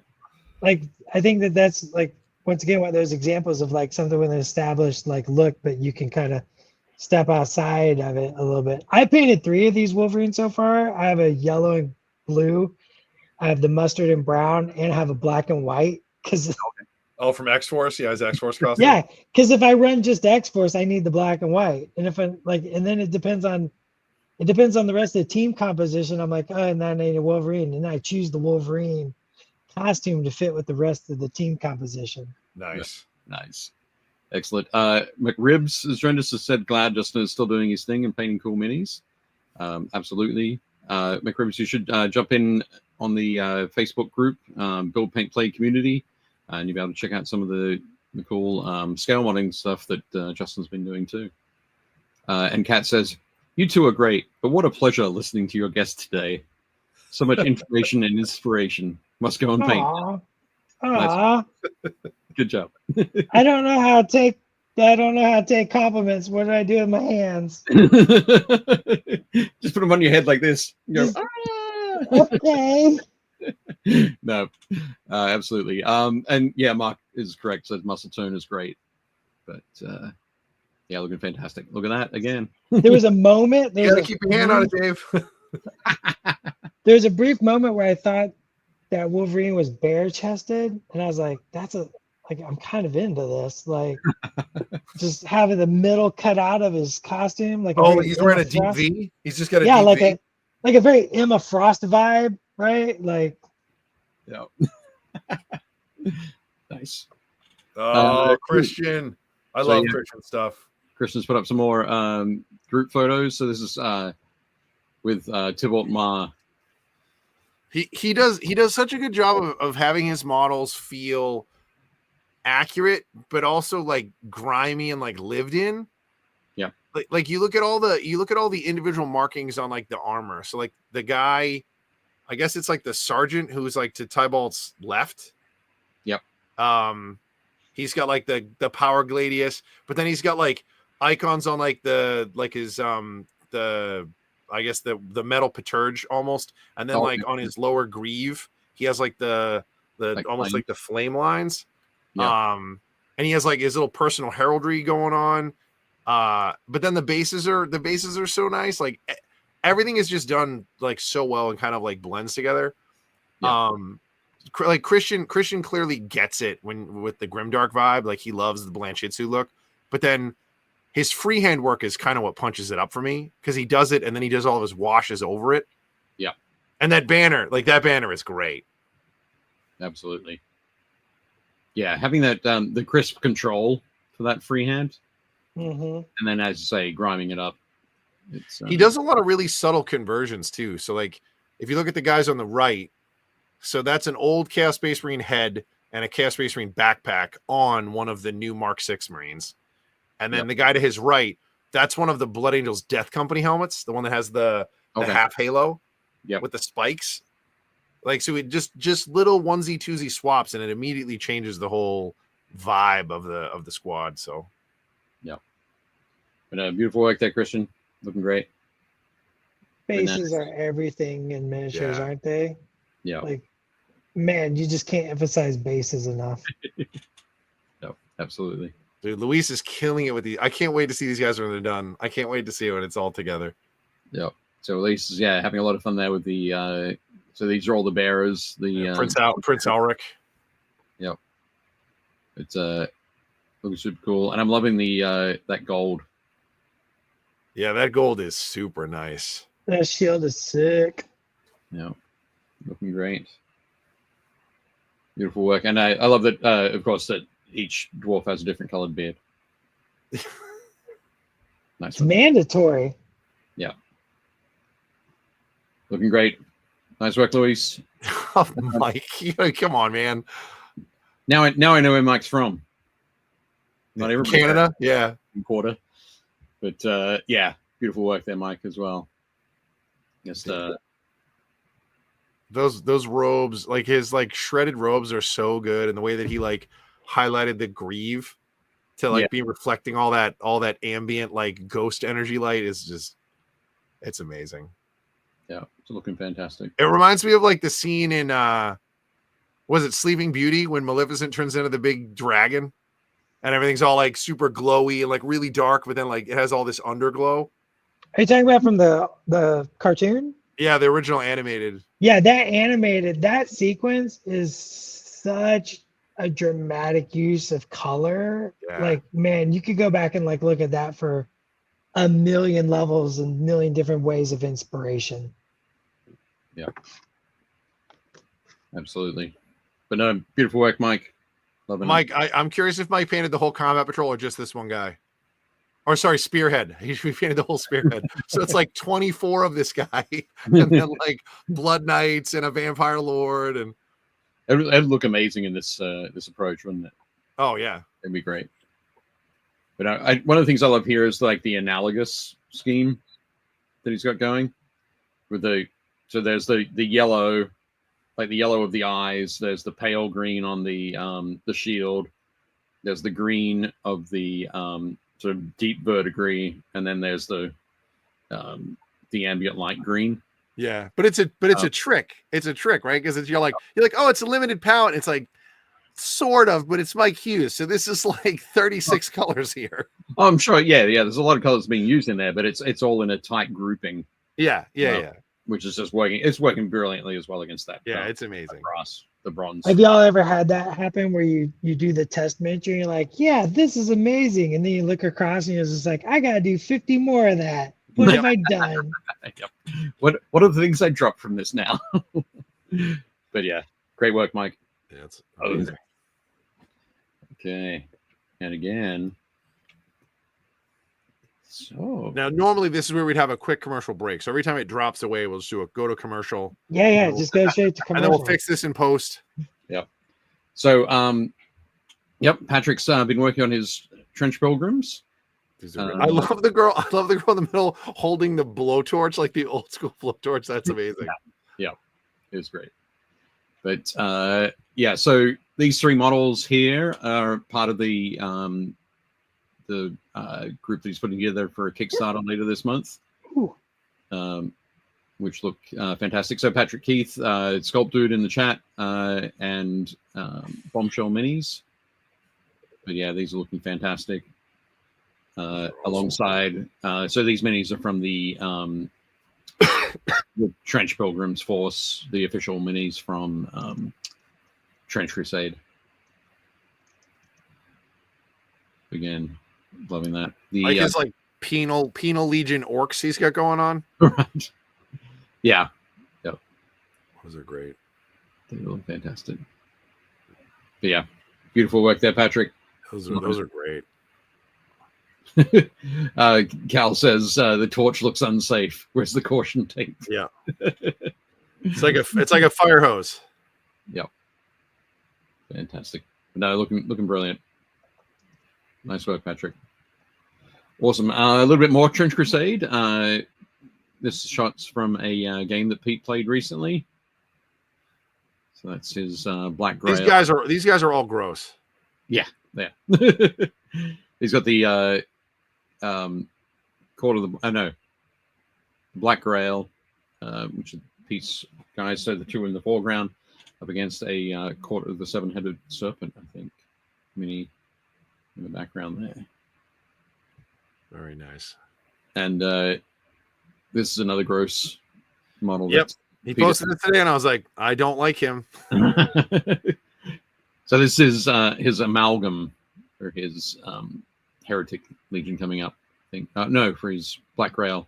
So the amalgam is it's just a mash together of all sorts of different parts.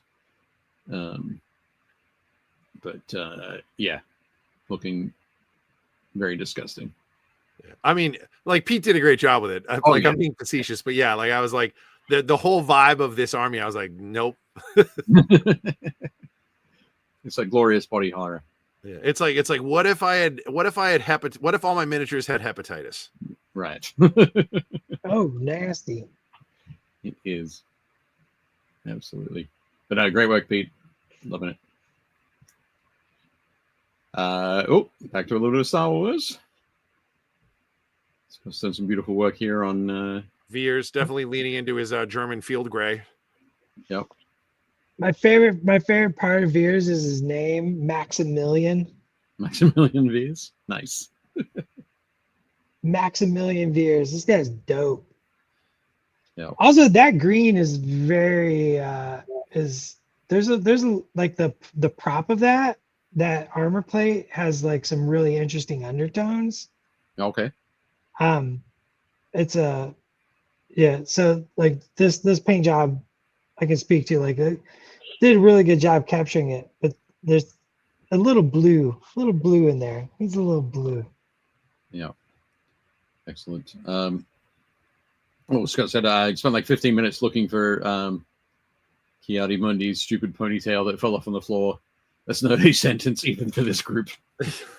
I found it. Worst hair on the council, including Yoda and Mace Windu. Wow.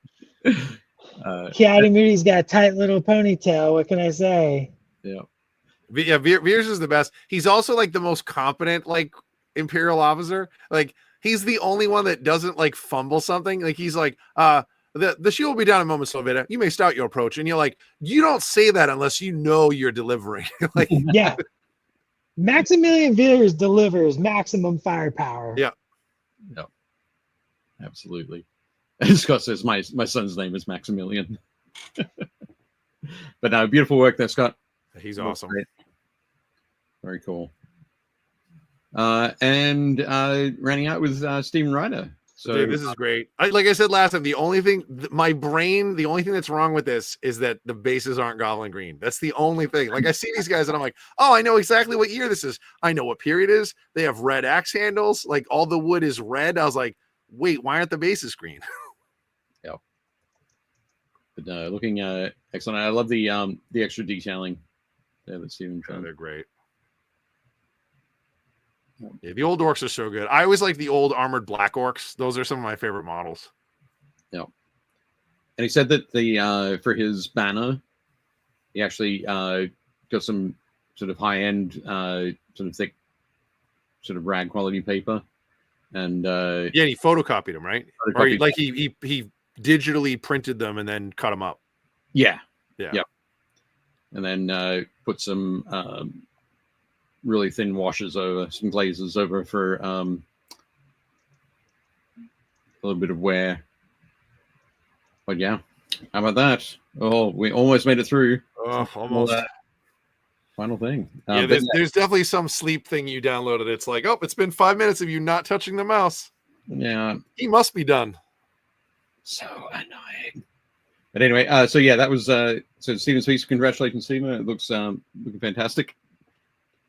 And as I mentioned earlier on the show, Stephen Gage will be joining us next week to let us know all about the Under the Dice Fest, about the Hive Scum podcast, and all the other stuff that they're up to, including Flames of Orion. We'll have a quick chat about that. Nice. So join us next Tuesday. Then after this, we're going to be taking a break for a few weeks while I'm in the UK, doing all sorts of crazy fun stuff. And then we'll come back June 10th. Will be our final episode for the season. So join us next week for episode 19, and then June 10th for episode 20. Is that just for Scott? Is that? Is that no, it's not. It's 3 weeks. Sorry, 3 Scott. weeks. Yeah. It's not a 2-week quote, unfortunately. I have a question for you, Dave. Sure. You're going to be in the UK for how many weeks? 2 weeks? 2 weeks. Just 2 weeks. Yeah. Just under 2 weeks. What food are you most looking forward to having visiting the UK? A full English breakfast. That's a great answer. Solid. Yeah, it's a solid choice. all the bits that are on a full English breakfast wherever I go. Absolutely, that's what I'm most looking forward to. Hopefully, I get some good curries in as well.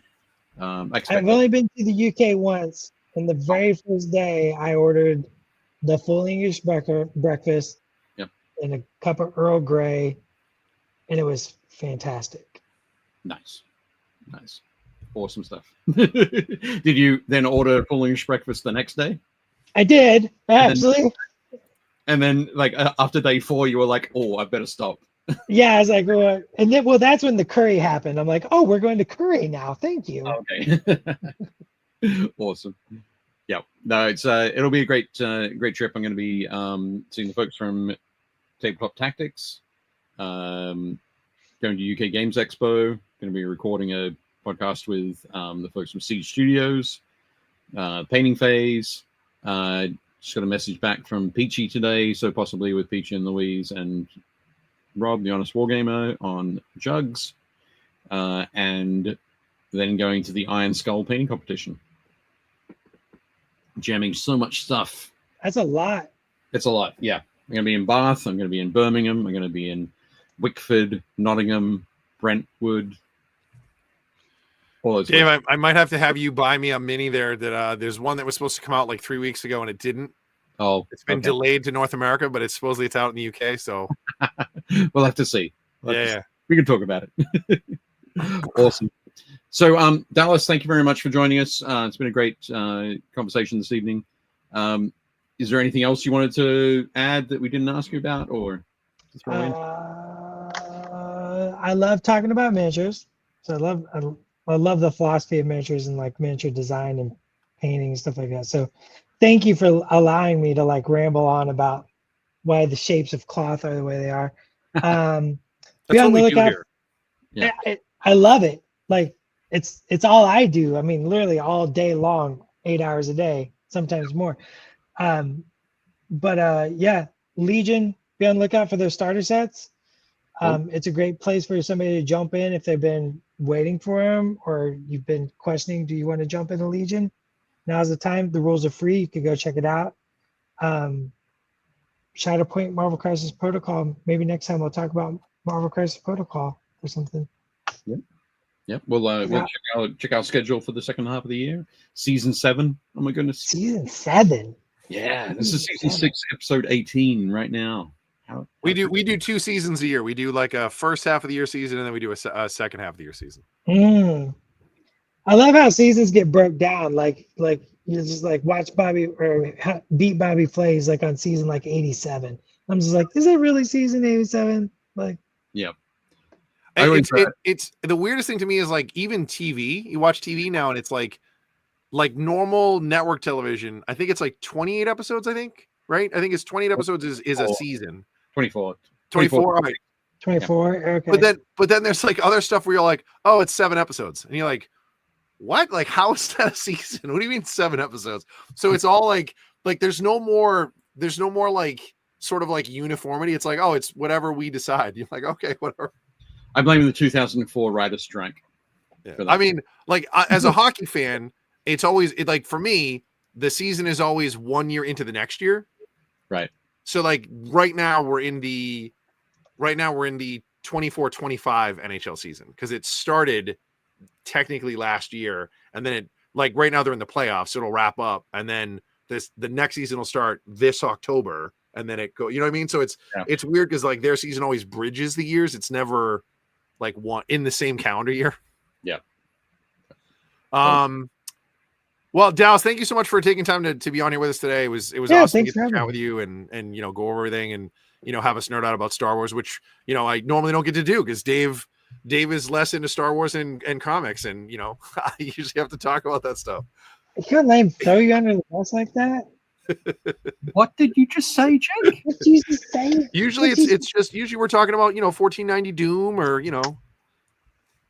Not into Star Wars. I mean, he's like Star Wars. Look at these crab droids, Dave. Look at these crab droids. Yeah. Okay. So I don't know. Are the crab droids from like the animated stuff? Yeah. Yeah, I haven't watched any of the animated stuff, so Yeah, them and the Aqua Droids. There's a bunch of wacky stuff that's in the prequel that I'm wondering if you guys are gonna make, but like all the weird like suction cup tank thing that goes up the wall that has like 6 legs, and then there's like the weird rolling tank.